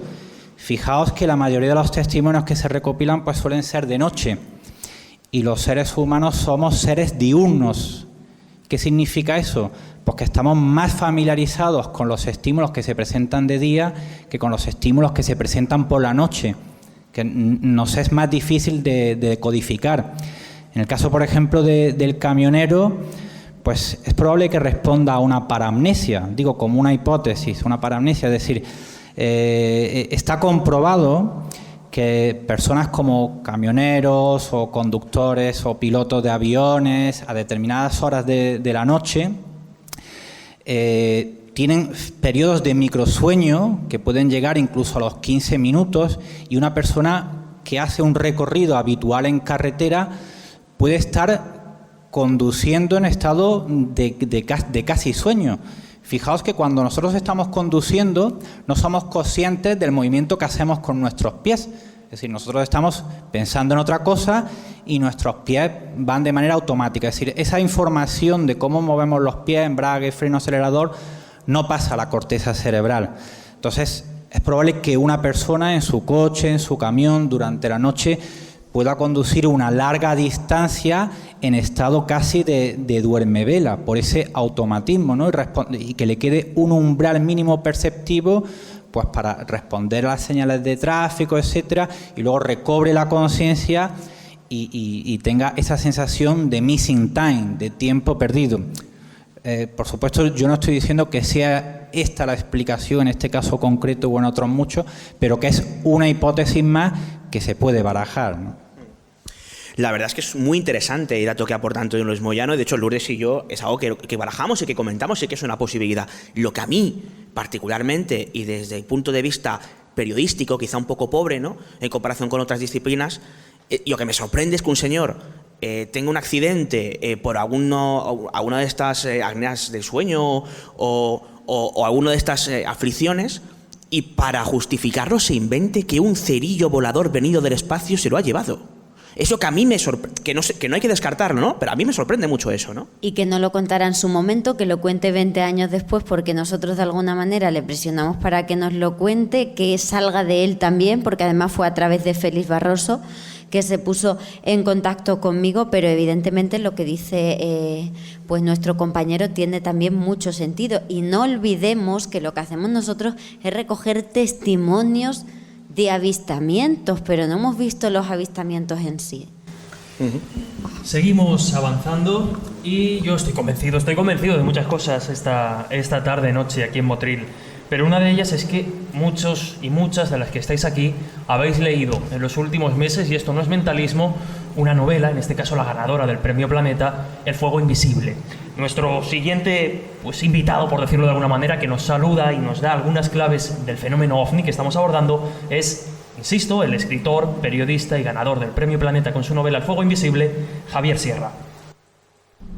Depende a quién queramos llegar presentándole esa evidencia. Si queremos llegar a un científico, tendríamos que recurrir a alguno de los casos en los que ha habido más investigación de carácter científico. Estoy, por ejemplo, pensando en no sé, en el aterrizaje de Trans-en-Provence, por ejemplo, o en la famosa fotografía de un disco luminoso sobre la laguna de Cote en Costa Rica, obtenida por un avión de meteorología en unas condiciones excepcionales. Bueno, esos casos son casos que le valdrían a un científico para concluir que el fenómeno ovni existe. Pero a mí ya no me interesa eso. A mí me interesa, casi te diría que la respuesta filosófica, ¿no? ¿Qué son? ¿Quién los ha creado? ¿Qué hacen aquí? ¿Por qué aparecen y desaparecen en arcos de tiempo tan prolongados? ¿Qué pretenden? ¿Desde cuándo están aquí? Esas preguntas, no hay un solo caso que las resuelva, pero uno que a mí sí que me gustaría explorar desde esa perspectiva, que ya lo he hecho de alguna manera en estos años, es el caso Roswell. Yo creo que el caso Roswell respondería a muchas cosas y nos daría muchas lecciones si tuviéramos toda la información de ese incidente a nuestro alcance. Pues agradecemos desde luego al compañero Javier Sierra que en su momento nos dedicara unos minutos para aclararnos conceptos y para darnos una visión que, bueno, quizá no lo sepáis, pero Javier Sierra, antes y ahora de ser el gran novelista que es, ha sido y es un gran interesado de la ufología, probablemente uno de los que más sabe de ufología, y insisto, ya no solo en nuestro país, sino a nivel internacional. Y que es una disciplina que no ha abandonado, porque en su reciente serie Otros Mundos... Él confiesa que tiene algún libro de ovnis empezado y que, bueno, quién sabe si de aquí a unos años veremos un nuevo trabajo de ovnis del compañero Javier Sierra. Y no solo eso, en su serie documental Otros Mundos, que aparece justo después de ganar el premio Planeta, la mitad de la serie documental, que son 6 capítulos, está dedicada al tema ovni, de forma íntegra. Lo cual es curioso, ¿no? Efectivamente, además una maravilla visual. Totalmente. Regresa de nuevo, en cierto modo, en esta ocasión en forma de dibujo, nuestro compañero José Antonio Caravaca, que nos acompañó a entrevistar al testigo del que vamos a hablar a continuación. El dibujo que tenemos a nuestra espalda, nos encontramos a un militar apuntando a una figura de luz con los brazos en cruz. Y claro, esto puede parecer muy bizarro, muy extraño, pero es que la historia no es menos. 3 militares que disparan dentro de una base militar contra un ser de luz de casi 3 metros de alto. Las balas no le afectan, los casquillos van saliendo de las armas, la figura de luz no se mueve y, bueno, las consecuencias de aquello fueron terribles. Otro de los grandísimos casos, ¿no? Ya no solo de contacto de tercer tipo, podríamos decir. Sí, yo no sé qué pasa a mediados de noviembre de los 70 que se lía parda. Es decir, 11 de noviembre del año 79, caso Manises. Lo conocéis, ¿no? Supongo. Es decir, un avión tiene que hacer un aterrizaje de emergencia en medio de una ruta porque ve 2 luces rojas que amenazan la integridad física del pasaje. Y no solo eso, sino que un F-1 va en persecución, digamos, caza de ese objeto. 6 días después, 17 de noviembre de 79, el caso Motril. Pero todavía no. Vamos a esperar unos minutos más. No te adelantes. Vamos unos añitos más atrás. Año 1976, y curiosamente no era el 11 ni el 16, ni el 17, era el 12 de noviembre de 1976. Fecha histórica dentro de lo que respecta a la ufología, porque si ya es llamativo un encuentro cercano con ovnis, aún más lo es cuando hay un encuentro con humanoides, y ni que decir tiene cuando ese encuentro es con 3 soldados que acaban disparando al humanoide en una base aérea española. Poca broma. Había 3 protagonistas. Nosotros años después, hace cosa de un año más o menos, conseguíamos hablar, algo menos de un año, ¿no?, con José Manuel Trejo, era uno de los protagonistas, ¿no? Vamos a resumir mucho el caso porque daría, y no es broma, daría como para 1 hora como mínimo, y hablando en resumen, ¿no? Vamos a ir muy rápido. Este señor nos cuenta que esa fecha, ese 12 de noviembre de 76, se encontraba junto a 2 compañeros en guardia, tenían 19 años, y en esa base aérea, en un apartado concreto de la base, empiezan a pasar cosas raras. Unos sonidos que no saben de dónde vienen, una especie de luz que aparece, y todo esto, claro, ellos iban con un perro, con su perro feroz, que se extraña de lo que está pasando, ellos también se extrañan. Aquí está pasando algo que no podemos explicar y mirad por dónde, insisto, resumo mucho, aparece un ser de cerca de 3 metros. ¿Cómo era el ser? Mejor escucharlo en la descripción como era tal, en la voz de... como un holograma que tú estás viendo ahí, pero que estaba separado del suelo, que no tocaba el suelo. Yo veía que no tocaba el suelo, que estaba a unos 50 centímetros suspendido en el aire. Tenía profundidad, tenía contorno, tenía sombras, tenía todo. Estaba formada la imagen, estaba formada de luz, pero una luz verde muy tenue, pero esa luz estaba en el traje, porque luego las botas, una especie de caña de botas, no tenía ese reflejo. ¿Cómo iba vestido José Manuel el Ser? Era un traje ajustado verde, no sé qué composición tenía, si era piel o si era tela. Era algo prácticamente como si fuese metálico. La cabeza era una bola de cristal negra, completamente negra. No se veían ni ojos, ni se veía absolutamente nada dentro de la estatua. ¿Cómo tenía los brazos? Los brazos semiabiertos y así suspendidores, y como si estuviese observándonos, como inmóvil. No se movía, no tenía acción de ningún tipo. Bueno, pues ahí queda, ¿no? La descripción es bastante importante, ¿no? Imaginaos un bicho de casi 3 metros, de esas características, visto por 3 personas. La cosa no queda ahí. El perro está al acecho y, bueno, aquel ser hace algo extraño con los brazos y algo dramático pasa en ese momento. Si os parece, lo escuchamos. En el momento que él hace así, levanta los brazos y hace así, ¡pah! Y fue como si instantánea. ¿Y era un movimiento lento o rápido el que hizo el ser cuando junta los brazos? No, en ese momento fue rápido, ¿eh? Y yo parecía que sentía que me salía algo por detrás, como si me estuviese algo y además es que me hizo así el cuerpo, y me quedé sin nada, como si estuviese vacío. Me quedé así y así me caí. ¿Absorbido algo? Como si me hubiese quitado la vida. Yo pensé que estaba muerto, esto es la muerte. Fue lo primero que pensé, pero sentía aquel dolor tan tremendo y aquello, y quedarme así. Y luego estaba en el suelo, era consciente y no era capaz de mover ni un dedo. O sea, yo no podía mover ni un dedo, es como si pesase, yo qué sé. Bueno, pues ahí lo tenemos, ¿no? Imaginaos la escena. Esta especie de... él lo define como suerte de muñeco Michelin. Está desinflado. Está con los brazos en cruz. Y llega un momento en que él junta los brazos. Y en ese momento, en ese mismo instante, el testigo, el protagonista, José Manuel Trejo, cae fulminado. Y él definía como si se le acabara la vida, ¿no? Sí, como el instante en el que eso debía ser la muerte, como si algo, digamos, le saliera de dentro y se quedara vacío por dentro. Bueno, espectacular lo que pasa. ¿Puede ir a peor? Pues sí puede ir a peor. El perro lo dejábamos abandonado y veis lo que pasa. Vamos a escucharlo. Ellos dicen que empezaron a disparar y aquello iba directo al ser, y que cuando terminaron de disparar aquello hizo... Se encontraron en un punto y se apagó. ¿Cómo fue esto? Dice que fue una explosión de luz hacia afuera, se recogió hacia adentro y nada más. Y entonces ya fue cuando yo sentí, no lo toques, que lo ha matado, no lo toques, que lo ha matado. Yo me di cuenta de que ellos ya estaban tranquilos con respecto a aquello, que ya además que se preocupaban de mí. ¿De mí? Bueno, pues a partir de ahí me empezaron a levantar del suelo, vomité. ¿Qué crees tú en tu fuero interno que pudo ser aquello? Yo he pensado 2 cosas. Puede ser una proyección tridimensional, que he pensado en esa posibilidad. ¿Pero de qué? De algo extraterrestre, porque la tecnología nuestra no nos da para eso. O sea, yo hoy todavía no he visto a los militares con un campo magnético que les proteja de las balas, ni les proteja del ataque de un animal, ni ese tipo de tecnología y esa suspensión en el suelo sin hacer ningún tipo de ruido. O una persona física que ha bajado de un aparato, que es la explosión de luz que hemos visto nosotros, cuando el aparato se ha posado donde sea. Bueno, pues ahí lo tenéis. Disparan, y además disparan, creo que hasta 40 casquillos de balas, 2 ráfagas, ¿no? El rifle era el Z... no recuerdo. Z68, sí. Hablábamos del perro, hay una parte que no hemos escuchado y es que cuando el ser hace eso, el perro ataca y ya todo seguido empiezan a disparar a ese. Lo del perro es importante, porque aquí, claro, se ha hablado de posibles alucinaciones colectivas, que puede ser. Pero claro, un perro no atacará nada. Y se ha hablado de que a lo mejor, pues Trejo y sus compañeros podían estar hasta cierto punto, drogados, bebidos.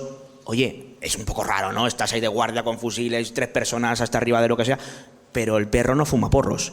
Y el perro se tiró a por aquello. Y así lo decía el propio Trejo. Y así lo decía el propio Trejo, ¿no? Bueno, aquí, claro, hay un elemento muy interesante. Se disparan casquillos. ¿Balas? Se disparan balas y quedan casquillos. ¿Qué pasa con los casquillos? Bueno, pues entre otras cosas, Trejo nos cuenta precisamente lo de los casquillos y alguna cosa interesante que yo creo que va a dar que hablar. Lo escuchamos. Me acuerdo que al día siguiente llevaron a 60 y tantos soldados a buscar los casquillos allí y no había ni un impacto, ni una bala en el árbol clavada. Habían pasado todas, buscaron por todos sitios. Tan solo había una cosa curiosa, que eran botellas de vidrio derretidas en el círculo donde estábamos nosotros. Esa fue la primera amenaza, que dijimos, vamos a hacer un consejo de guerra porque aquí las cosas no están claras, vosotros habéis disparado cargadores de balas, vosotros no aparecen los casquillos, no aparecen las balas, ¿dónde están las balas? O sea, lo primero era eso, solamente decirme, esto no ha pasado. Métete en la cabeza que esto no ha pasado. Ni puedes hablar con tus compañeros, ni te puedes cruzar con ellos por el cuerpo de guardia. Si tú vas por la plaza de armas y uno de ellos viene por aquí, tú te cambias de acera y no puedes tener ningún tipo de contacto, ni fuera ni dentro de la base. Tan solo hubo, dice, eso puede ser una alucinación, me digo. Uno de los militares. No, digo, pero una alucinación colectiva, ¿no? Digo, porque el perro, digo, no tiene nada que ver con las personas, el perro no fuma porro, ni bebe alcohol, y el perro ha hecho una reacción correcta con respecto a su aprendizaje lógica. Yo ni fumaba tabaco, no he bebido alcohol en mi vida. Antes de que el ser junte los brazos y José Manuel caiga al suelo, es cuando lanzan a ese perro hacia el ser. Y lo que describe José Manuel es que el perro se encuentra como con una especie de pantalla invisible que le hace volver para atrás, que no le deja pasar, y que cuando vuelve los pelitos del lomo están como chamuscados. Cuando ese ser junta las manos y él cae al suelo, José Manuel Trejo tiene una experiencia parecida a la de otros testigos. Vive una especie de epifanía, se produce en él una apertura de conciencia y él cree y está convencido de que ese movimiento que hace el ser y que le produce un fuerte dolor que le hace caer al suelo, de alguna manera cree que el ser lo hizo para salvarle la vida.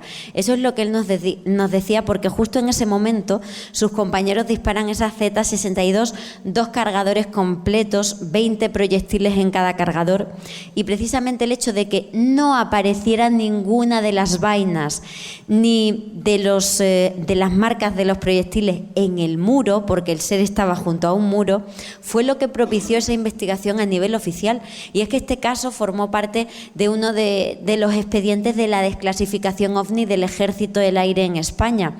Se investiga precisamente porque nunca se encontró ninguno de esos casquillos ni de esas vainas, y lo que les hacían, los que le preguntaban en esos muchos interrogatorios que él y sus compañeros vivieron, es dónde están los casquillos, dónde están las vainas. Es imposible que haya desaparecido porque lo había escuchado toda la base, se había ido la luz, estaban en la zona de combustible, se habían acercado a ver qué pasaba y se habían escuchado esas ráfagas de disparos que nunca aparecieron por ningún lado. Así es. Bueno, es un caso que más o menos es conocido, ¿no? Si conocéis de literatura ufológica, habéis leído. Yo creo que aquí hemos aportado algunos datos más novedosos, más desconocidos, pero en resumidas cuentas lo que pasó es desconocido. Lo que quizá no sea tan conocido, de hecho es bastante desconocido, al menos yo no lo había leído hasta la fecha, es cuando hablamos de las circunstancias posteriores, años después, que tuvieron en la propia persona de José Manuel Trejo, que es un caso o es una serie de circunstancias que suelen ser desconocidas o que no se suelen divulgar. ¿Qué pasa con el testigo cuando ve el ovni? Porque algunas veces vamos, pues los divulgadores o los periodistas a preguntarles, nos lo cuentan, nos vamos, podemos hacer una crónica, dejarlo ahí, pero este señor se queda donde estaba, ¿no? ¿Y cómo le afecta? Bueno, pues a él le afecta de una forma importante, cambia totalmente su vida, y así nos lo decía, en muchos aspectos en los que no vamos a entrar porque sería muy complicado. Pero estuvo en coma. Sí. Esto efectivamente llegó a estar en coma. José Manuel, cuando lo encuentran sus compañeros, a los 10 minutos empieza a recuperarse, que él dice que notó algunos de los disparos que incluso le rozaron el pelo. Cuando él empieza a despertarse, él se había hecho pipí, se había hecho sus necesidades encima, se había vomitado. Empiezan a ocurrir otra serie de cosas extrañas en las cercanías de la base, unos disparos contra coches y tal, y él lo ingresan en un hospital militar en Badajoz, con extraños episodios que él presenta, que vomitaba, que perdía la conciencia y tal. No le estaban ayudando, le trasladan a un hospital militar en Madrid, donde él cae en coma durante 15 días, nos contó aproximadamente, y dice que es ahora, a fecha de hoy, cuando empieza a tener flashes y recuerdos de aquel tiempo que estuvo en coma. Bueno, retomando un poco, comentábamos este tipo de detalles. Esto concretamente tampoco era muy conocido, pero nos llamó mucho la atención que él nos cuenta que a mediados de los 80 recibió una extraña visita. Lo dejamos ahí y damos paso a Trejo para que nos lo cuente. me mandan a una pareja de servicio de inteligencia del ejército, sí, del ejército del aire era uno y el otro era del CSI. Y me vienen a decir, de una entrevista con ellos, mira, te puedes entrevistar con nosotros y tal, para arriba y para abajo. Y digo, bueno, ¿quiénes sois vosotros? No, nosotros somos del ejército porque queríamos hablar contigo unas cosas y tal. La visita fue en el 85. Primero me dijeron investigadores, luego me dijeron, mira, somos del servicio de inteligencia del ejército y queríamos hablar contigo pacíficamente y tal, dice, pues, darte algunos consejos y ver y tal. Y entonces cuando llegaron ahí, la entrevista fue en la estación de ferrocarril, empezaron con... Pues que tú tenías que decir que esto todo estaba siendo una mentira, porque tú tenías que decir, bueno, como si yo digo que esto es una mentira, ¿cómo quedo a mis compañeros? ¿No? Digo, después de lo que hemos pasado todos, que hay 3 que están desaparecidos en circunstancias extrañas. ¿Sabes qué te digo? Uno atropellado por un coche en Barcelona, al día siguiente el otro con una jeringuilla clavada en el brazo, en 2 días. Y el otro desaparece y nadie sabe dónde está. Poca broma, ¿eh? Siempre según las palabras de José Manuel Trejo, ¿no? En ese marco. Una pareja que se reúne con él, empieza a insistirle. El testimonio continúa, ¿no? Pero por acortar un poco la historia, él cuenta básicamente que le insinuaron que tenía que firmar unos papeles en los cuales él se comprometía o dejaba por escrito, sellado y sentenciado, que aquello había sido una invención, que aquello había sido una fabulación, ¿no? Él se niega, se levanta y los deja ahí. Y además según una herda de valentía que no todo el mundo llevaría a cabo, insisto, siempre según las palabras de Trejo. Y bueno, nos contaba de esta suerte de, vamos a hacer el paralelismo un poco injusto, de Men in Blacks, porque no iban ni de negro ni iban con gafas de sol, pero recuerdo un poco ese comportamiento de personas que parece que quieren o se empeñan en que alguien que dice haber visto algo y que pues fue algo dramático para esas personas, y que algo de casi 3 metros y disparado en una base militar, eso sea como fuere, tenía que desaparecer mediante un expediente firmado por el propio protagonista, y bueno, cosa a la que él se negó. Amenazas de por medio, bueno, es una historia que yo creo que llama mucho la atención y que da a entender o alimenta un poquito más esas teorías conspirativas de que a lo mejor hay ciertas instancias a las que no le interesa que se sepan este tipo de historias. Esto puede ser más o menos discutible, pero insisto, según siempre las palabras de Trejo, ¿no? Y algo muy curioso, por si habéis escuchado el caso y sois entusiastas del tema, yo tampoco lo sabía. Nos contó José Manuel que de alguna manera todo se alineó para que cuando termina el servicio militar a él le quiten del medio y no pueda hablar del tema en España. Empiezan a desarrollarse unas facultades musicales de José Manuel Trejo. Actualmente tiene incluso un grupo, compone canciones, sabe tocar un montón de instrumentos y le sale trabajo por todo el mundo, en cruceros, en Latinoamérica, cantando. O sea, estuvo muchísimo tiempo fuera de España y evidentemente pues no podía hablar del caso. Todo se alineó para que no estuviera aquí molestando. Un caso complejo el de José Manuel Trejo, en el que el cambio de conciencia, podríamos decir, que se produce en el testigo después de esa experiencia, juega un papel más que importante también con el paso de los años a la hora de intentar dar ya no una explicación, sino una interpretación a aquella situación. Antonio Luis Moyano.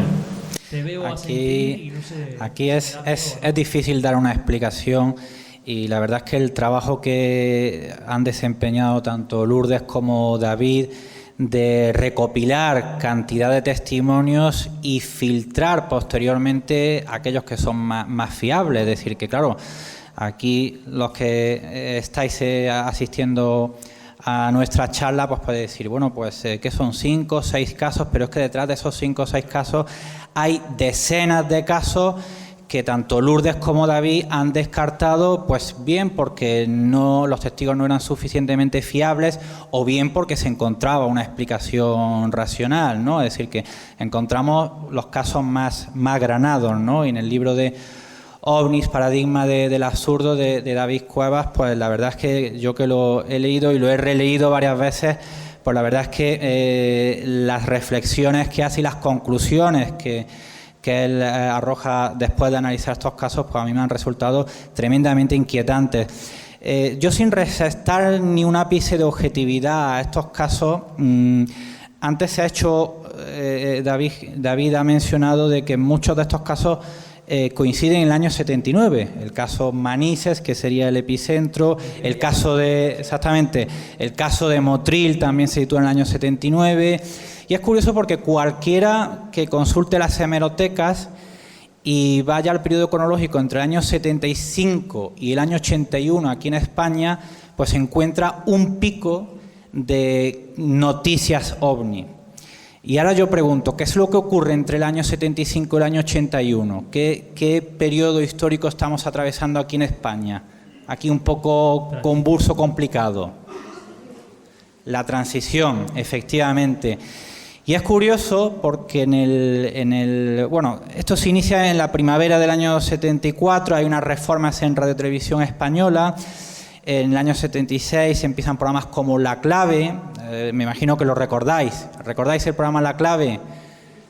Esos debates ahí con esa atmósfera ahí de jugadores de timba de mus, fumando, incluso cuando se podía, en fin. Pues el programa La Clave, muchos de las primeras emisiones se dedicaron a un tema como el fenómeno ovni. Y yo ahora aquí ya dejo esto como hipótesis, pues para que la audiencia que aquí se ha reunido pues reflexione. ¿No pudo haber sido el fenómeno ovni una tapadera a nivel mediático para distraer la atención de la audiencia en un periodo tan complicado como fue el de la transición, donde estaba el terrorismo, estaban los grupos parapoliciales de extrema derecha, en fin, había un periodo muy complicado y tal vez interesaba que la gente se distrajese mirando a las estrellas? Ahí lo dejo pues como incógnita y como una hipótesis más para que luego pues, bueno, la gente se anime a dar su opinión. Si me permites una reflexión muy rápida, apenas 5 segundos. A mí lo que me parece curioso es que eso no pasara en la época entre, por ejemplo, el 65 y el 75, que era cuando más represión había y cuando más cosas se querían ocultar y cuando más cortinas de humo había, ¿no? No precisamente entre la transición, que es cuando más libertad tenemos, ¿no? Pero bueno, hay que dar también dentro de ese periodo, ¿no? Todavía de dictadura, había una estabilidad, por así decirlo. Cuando todo cambia, cuando se derrumban los pilares, por decirlo de alguna manera, o cambia la sociedad, es precisamente con la muerte de Francisco. Entonces, dentro de ese periodo de represión de la dictadura, había una estabilidad, podríamos decirlo. No sé si... Eso es muy discutible. Según quien te escuche, ¿no? Pero bueno, te entiendo. Dentro de la represión y de la dictadura que se estaba viviendo en nuestro país, había... Antonio Luis Moyano creo que más o menos me está comprendiendo. Sí, de todas maneras, en ese periodo, que es cuando se inicia lo que se llama el gobierno tecnocrático, que es cuando Opus Dei accede al poder, se empieza a fomentar, recordamos toda la imagen de Fraga como ministro del turismo, se empieza a potenciar el turismo y había otros elementos para distraer a la gente, pues como eran las películas de Paco Martínez Soria, que a mí me encantan, es decir, que no es solamente el fenómeno ovni la única tapadera que tienen las altas esferas para desviar la atención.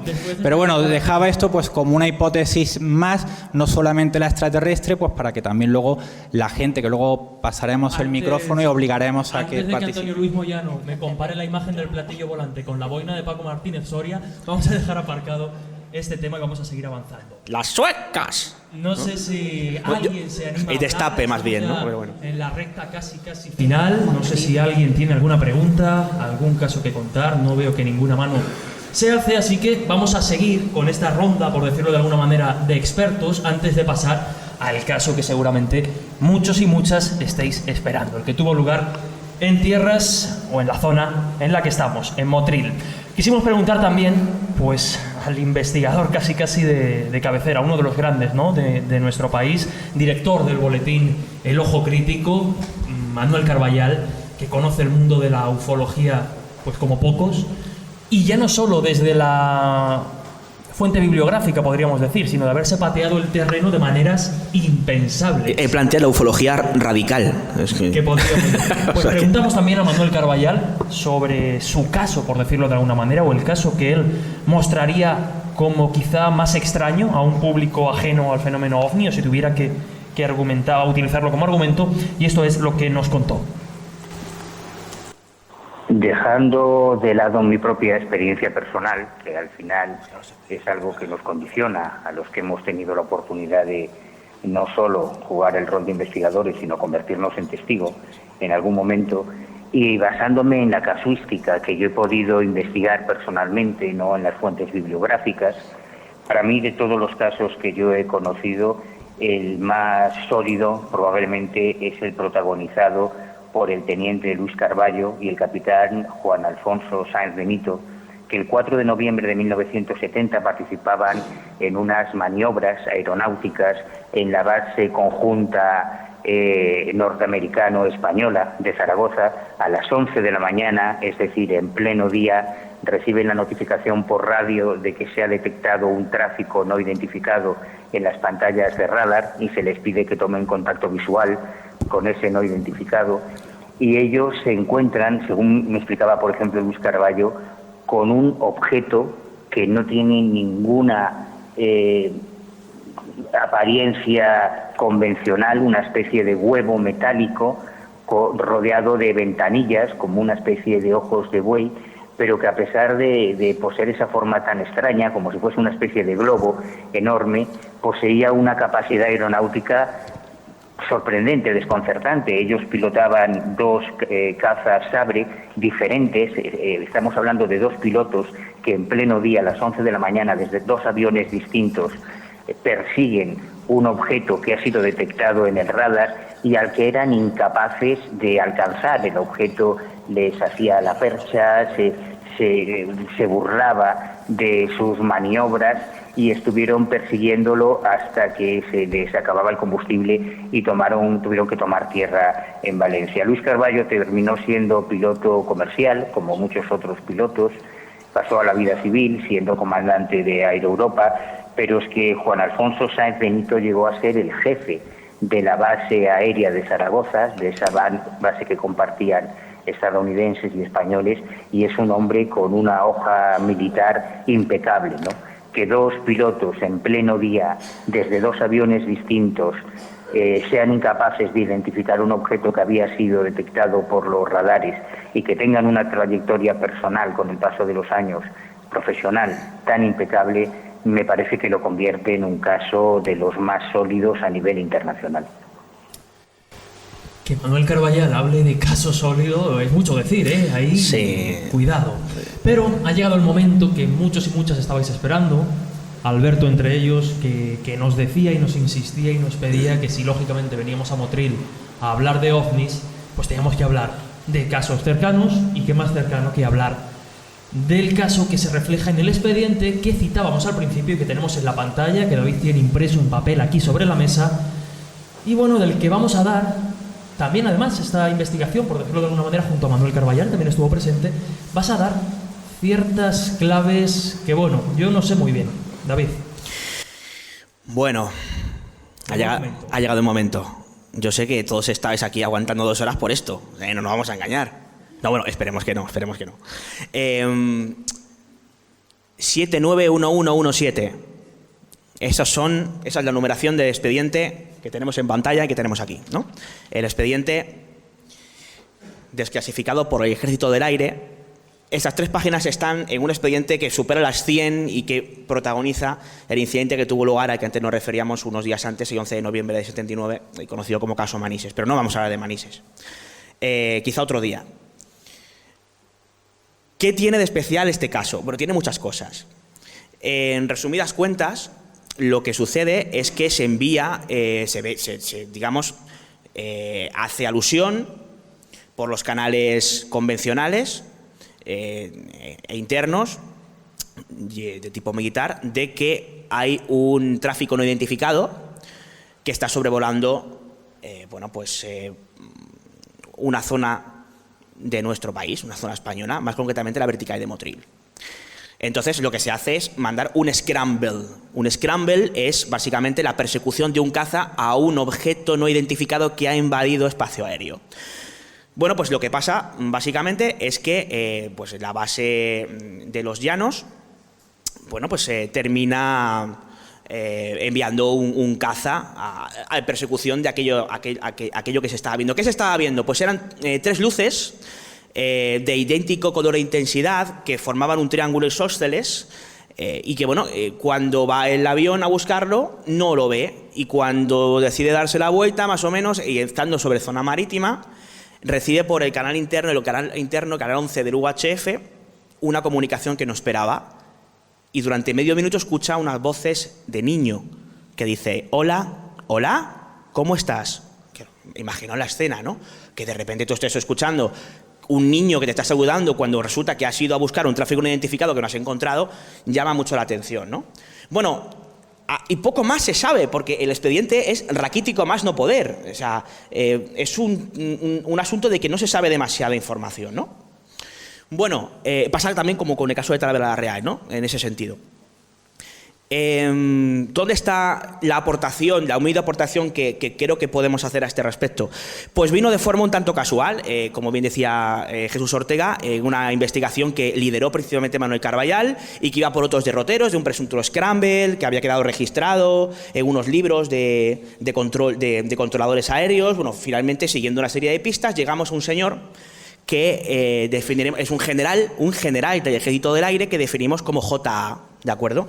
Bueno, pues cuando tenemos ocasión de hablar con él y le preguntamos, bueno, y nos desmiente finalmente, al final habíamos seguido una pista falsa, nos desmiente, digamos, el origen inicial y presuntamente ufológico de ese presunto encuentro a 33.000 pies. Resulta que, hablando de todo un poco y hablando de ovnis, nos cuenta algo que nos deja, claro, nos deja un poco estupefactos. Y él básicamente lo que viene a decir es que estuvo durante muchos años, ahora vamos a escuchar en su propia voz los datos concretos, estuvo en una unidad del Ejército del Aire dedicado a guerra electrónica. No sé si habéis oído hablar de este término, pero bueno, vamos a escuchar lo que nos decía el general JA, así lo definimos, son sus siglas. De hecho, lo tenemos creo por ahí, tenemos por ahí la fotografía, vamos a verla, del general JA. A ver. Bueno, ahora la buscamos. Bueno, pues vamos a escuchar lo que nos decía. Os vais a extrañar de algunos conceptos, pero luego lo vamos a ir aclarando. Ya os digo que os vais a quedar a cuadros. Lo escuchamos. Desde el 87 al 95 estuve en la sección de guerra electrónica del Estado Mayor de Aeroplanes. Y entonces me hice un experto en guerra electrónica y todas estas cosas pues la dominaba, porque ya llevo mucho tiempo separado de todo esto. Y no hacía mucho tiempo había ocurrido lo de este que tenía el hijo enfermo y tal, salió, y entonces los americanos emplearon las medidas con jamming. Guerra electrónica. Guerra electrónica, sí. Guerra electrónica. Entonces emitieron jamming a las comunicaciones. O sea, meter comunicaciones o meter ruido para que no haya comunicaciones o meter órdenes a través de la misma frecuencia que se está desarrollando la misión, tal, que es la guerra electrónica en las comunicaciones. Pero eso es romper la cadena de orden y mando, es decir, que ellos pueden introducir falsas órdenes. Los americanos con su Hércules 130, cual además de tener jamming a los radares, tenían jamming a las comunicaciones. Bueno, jamming a las comunicaciones, bueno, ¿esto de qué va? Bueno, vamos a ver, vamos a intentar explicarlo porque es un concepto complicado. La guerra electrónica no es algo especialmente conocido en España y mucho menos lo era en aquellos años y máxime, digamos que en lo que respecta al ejército de nuestros aires, ¿no? La guerra electrónica oficialmente entra en el ejército de tierra hace aproximadamente unos 13-14 años, oficialmente. Estamos hablando de mediados de los 70 y parece ser que ya por aquel entonces operaba una unidad de guerra electrónica en España de una forma muy precaria, pero los americanos estaban muy adelantados. Con un modelo concreto de Hércules 130, los americanos tenían la facultad de introducir un jamming a las comunicaciones. ¿Qué es un jamming? Es introducir una señal parásita. Imaginad que estemos escuchando en casa, por ejemplo, una radio, pues el dragón invisible, ¿no? En Radio Castilla-La Mancha. Y de repente suena algo que no cuadra, algo que no tenía que estar ahí. Bueno, pues eso puede ser producido porque a lo mejor se nos ha ido, ha habido algún tipo de señal que se ha cruzado un cruce de líneas, un cruce de emisoras, o a lo mejor es que alguien tiene la posibilidad de hacerlo. Los radioaficionados saben de lo que hablo. Bueno, pues esto se podía hacer. Desde un avión concreto, introducir una señal parásita. ¿Qué pasa? Que se cumple la circunstancia, que yo desconocía, de que el piloto, Lance Astray, siempre según las palabras, insisto, de este señor, de este general, tenía a un hijo enfermo en el hospital. Claro, cuando escucha la voz, la cosa se pone un poquito más seria. Y cuando le preguntamos sobre esto y le preguntamos sobre por qué se hacían este tipo de cosas y por qué se saltaba en la cadena de mando, bueno, pues esto es lo que el general nos contaba. Vamos a escucharlo. Entonces graban una cinta y en esa cinta meten la voz de un niño. Y dio la paradoja, la circunstancia y tal, de que esa voz de ese Hércules 130 que estaba volando cerca de las Baleares, y del espacio aéreo español, que provocó un scramble, que un F-1 de Albacete, de que volando y de noche, por lo cual las circunstancias se incrementan, y de la preocupación de ese piloto de que su hijo estaba enfermo en el hospital, encima le meten la voz de un niño por las circunstancias que ocurrieron, coincidencias que se dan una entre miles. Claro, pero eso el impacto. Y entonces este hombre, al oír la voz de un niño, pues el otro dice, ¿cómo? Mi hijo que está en el hospital me está llamando a través de la frecuencia, de la misma frecuencia en la cual estaba hablando con el centro de control del radar que le estaba llevando. Meten los americanos en esa frecuencia esa cinta y ahí está. Y esa cinta debe de estar grabada en los radares que están grabando constantemente todas las comunicaciones que hay en ese. Sí, porque no se desclasificó, las grabaciones no han salido. Y a este hombre le pasó eso. Estaba bajo el secreto de su padre, estará ya desclasificado. Pero ¿con qué motivo los americanos deciden grabar una cinta con la voz de un niño que parece que va dirigida expresamente a la persona que termina escuchándola? Operaciones para hacer pruebas, para joder. Para hacer pruebas, para joder. Yo me quedé blanco. O sea, yo cuando me contó esto digo, pero vamos a ver, ¿qué me está costando este señor? Claro, lo cuenta con una seguridad y os puedo asegurar que este señor no tiene ningún interés en el tema ovni, nos lo contaba como una batallita, con una batallita sin importancia. Se comentaba, se rumoreaba, se decía que esto es lo que había pasado. Bueno, quién sabe, ¿no? Hay otro dato, y este dato yo creo que es muy curioso y muy revelador. Hay una persona de aquí de Motril que quizás se encuentre con nosotros, que a mí me confesó una historia que yo desconocía. Hace unos años yo estaba pues invitado por Alberto, por otros compañeros, en unas jornadas, vine precisamente a hablar de ovnis, y bueno, pues hablando de todo un poco, salió evidentemente el asunto estrella, ¿no? En Motril, relacionado con el tema ovni, que era el ovni de Motril. Bueno, claro, pues nosotros preguntamos, y resulta que una mujer, no vamos a decir su nombre, me dijo, pues, el caso es que mi marido, en aquella época, ya está jubilado, trabajaba en el escuadrón de vigilancia aérea número 9, en el Lleva 9, que está aquí al lado. Y esa noche estaba allí. Voy a preguntarle. Pues por favor, pregúntale, porque tenemos curiosidad. Al día siguiente esa persona vino y dijo, mira, mi marido no le ha sentado muy bien la pregunta, no quiere hablar del tema, pero lo que me dijo es que lo que pasó aquella noche no tuvo tanto que ver con objetos volantes no identificados, sino con la invasión del espacio aéreo español de un avión marroquí. Bueno, es un caso. Yo intenté entrevistar al marido de esta señora, por activa y por pasiva, y puedo ser muy pesado, mis compañeros lo saben. No lo conseguí, la cosa quedó ahí. Ya volví a ver hace cosa de un año aproximadamente. Me volvió a recordar esa historia. Bueno, pues ahí queda. ¿Pudo ser el ovni de Motril una mezcla entre ese tránsito no identificado inicialmente, que había sido la invasión del espacio aéreo español, invasión porque evidentemente no estaba permitida, de un avión marroquí, y esas voces de niños ser introducidas por un modelo concreto de un avión concreto americano para hacer pruebas? No lo sé. Fernando Cámara tiene una teoría diferente, JJ Benítez la tiene también. Ellos creen que algo inexplicado sobrevoló los cielos españoles. Yo no estoy en circunstancias de dar carpetazo a este tema, pero creo que los indicios son cuando menos curiosos. Y que yo creo que dan que pensar que quizá, a lo mejor, resulta que aquel 17 de noviembre de 1979, lo que sobrevoló Motril, quizá no fue precisamente un ovni. ¿Quién sabe? Desde luego, documentos e informaciones reveladoras, las que, pues, también, con esa vena periodística, rescató el compañero David Cuevas. Pasamos el micrófono, sí, porque vamos a abrir ya casi por última vez el turno de preguntas, no hay mucho tiempo. Yo lo que recuerdo es que, bueno, por lo menos en mi calle, y supongo que en muchas, había muchas más casas de planta baja que ahora, pues estábamos en el WhatsApp de entonces, pegué en la puerta, aquí yo, sube, y todos los hoteles llenos, y mirando, y nos van a decir que era una cosa que era otra cosa. Un avión marroquí. No, es que al otro día dijeron por la radio que había sido un globo sonda francés. No. La verdad es que ya hace mucho tiempo no lo recuerdo bien. Recuerdo que la tarde estaba nubladilla, estaba nublada, y todo el mundo las era y viendo el cacharro ese. Tantos años hace que ya es que no me acuerdo ni cómo era. Hombre,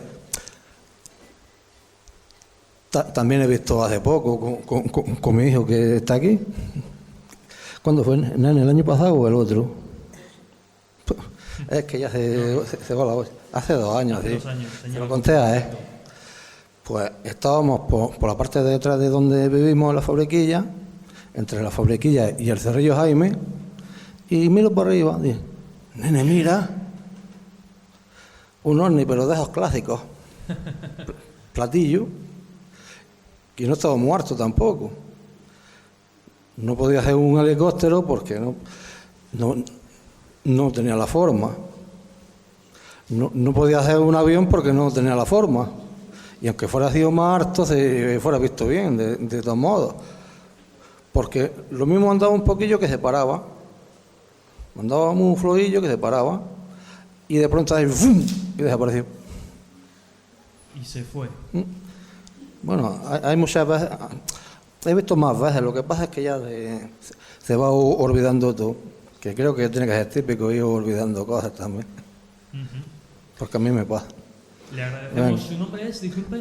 Juan. Pues le agradecemos que haya... Es que soy el hermano de él, por eso se lo había contado. Aquí hay enchufe con el micrófono. No sabemos si hay alguna pregunta más. Alguien que en aquella época pues observara el famoso avistamiento de Motril, que... ¿Sí? No. ¿Antonio Luis? Que no voy a hablar, pero que sí que no. ¿No quiere hablar? No. ¿Antonio Luis? Estamos aquí en familia, entre amigos. ¿No quiere contarnos un poquito? Que nosotros lo vimos. No, si yo no voy a hablar. No se preocupe.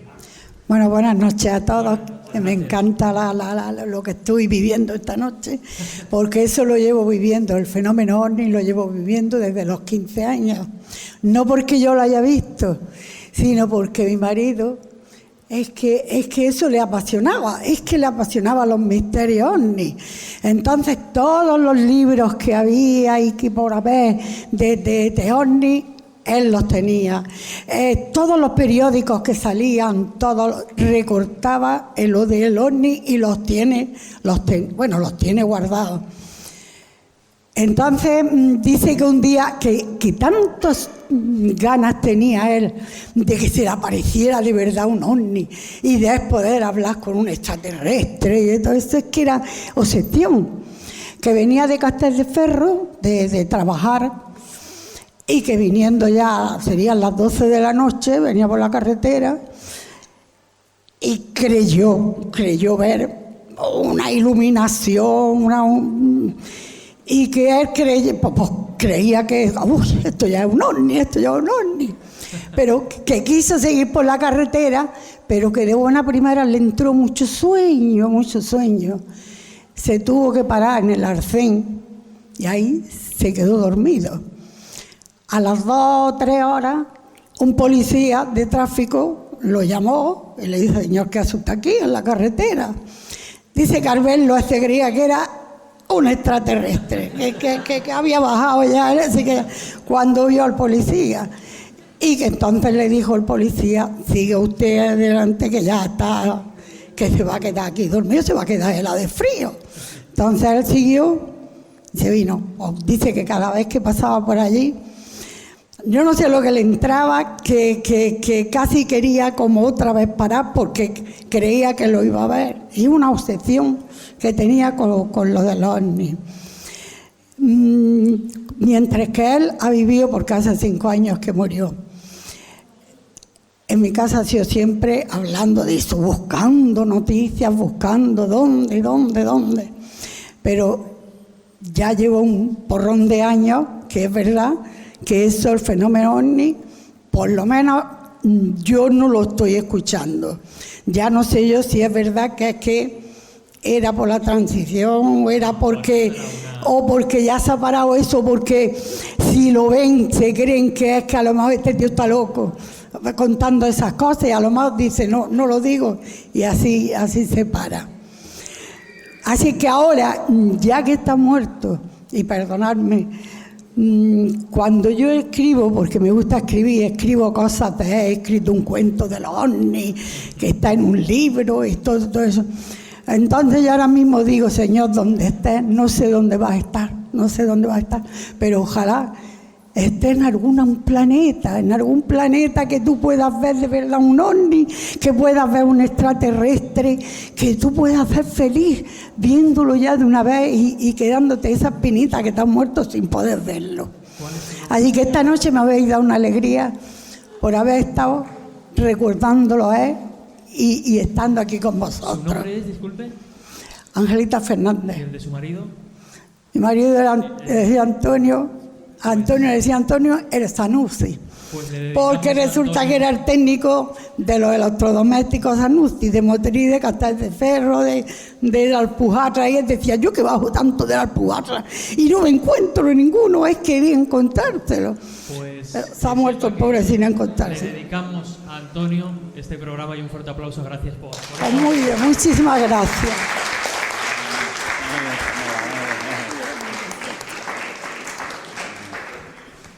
¿Alguna pregunta más? ¿Alguna historia más? Pasamos el micrófono. De nuevo, Pues, Juan, al micrófono. Es que lo que quería decir es que yo pienso que miramos poco hacia arriba, porque si miráramos más, veríamos mucho más. Y otra cosa, como decía este hombre antes, ¿cómo se llama? Antonio Luis Moyano. Decía de una teoría que es de la transición. Yo tengo otra. Por lo que hay tantas farolas, no nos dejan ver el cielo de noche. La contaminación lumínica, ¿no?, de la que se queja. Veríamos mucho más. Podemos ver de día, pero de noche mucho más. Gracias. Desde luego. Sin duda, la falta de observación del cielo, las grandes ciudades con esa contaminación, pues han generado también, ¿no?, que quizás se reflejen menos casos. Mucho mirar el móvil y cuando se nos plante uno de esos objetos de volante no identificados encima de nuestras cabezas, mucho me temo que no lo vamos a poder ver, ni mucho menos fotografiar, porque no vamos a estar mirando el cielo, ¿no?, que es lo que tendríamos que hacer de vez en cuando, ¿no? Continuamos, no sé si hay alguna pregunta más, si hay alguna última reflexión, y como no veo ninguna mano levantada, y van siendo ya más de las 10, solo me queda de nuevo dar las gracias, insisto, a Costa Insólita, Alberto, Antonio, por esta oportunidad. Esperamos haber estado a la altura. Tenemos cerquita aquí a Alberto. ¿Algunas palabras ya que nos despedimos? Pues sí, todavía nos quedan unas poquitas sorpresas. Está claro que estamos en una zona, aprovechando, estamos en una zona bastante cargada. Hemos nombrado el nombre del pueblo de Castel. También quiero aportar, lógicamente, la ciudad de Motril, Alpujarra. Hemos hablado de la contaminación lumínica, donde con seguridad se verán esos objetos, esas luces que tanto nos llaman la atención. Y también quiero nombrar la zona muy cargada, estoy segurísimo que me vaya a acompañar en esta opinión, la zona de Maro Cerro Gordo, dirección Málaga, donde se produce mucho avistamiento ovni. Yo he sido testigo incluso. Y yo no me invento las cosas, vosotros lo sabéis. Ya que te teníamos cerca, Alberto. Sí, sí. En este caso, pues más bien bólidos, también luces de origen desconocido que de forma caprichosa cambian de ubicación, cambian de movimiento de una forma, la verdad que totalmente desconocida, al menos para mí y mi vago conocimiento sobre artefactos, digamos, fabricados por el ser humano, ¿no? Incluso yo creo que también los mayores expertos tendrían muchas dudas sobre lo que significa eso que se encuentra ahí arriba, ¿no? Nada más que decir, yo creo que tenéis que tener una cosa en cuenta. Eso existe, igual que en el mundo de la parapsicología, casas encantadas, psicofonías, todo existe. ¿Qué es lo que es? No sabemos lo que nos enfrentamos. Lo que sí vemos, esas luces que hay en el cielo, existen, pero no sabemos qué es. Y sin nada más, solamente... Solo darte las gracias, Alberto, a ti y al fantástico público que nos habéis acompañado.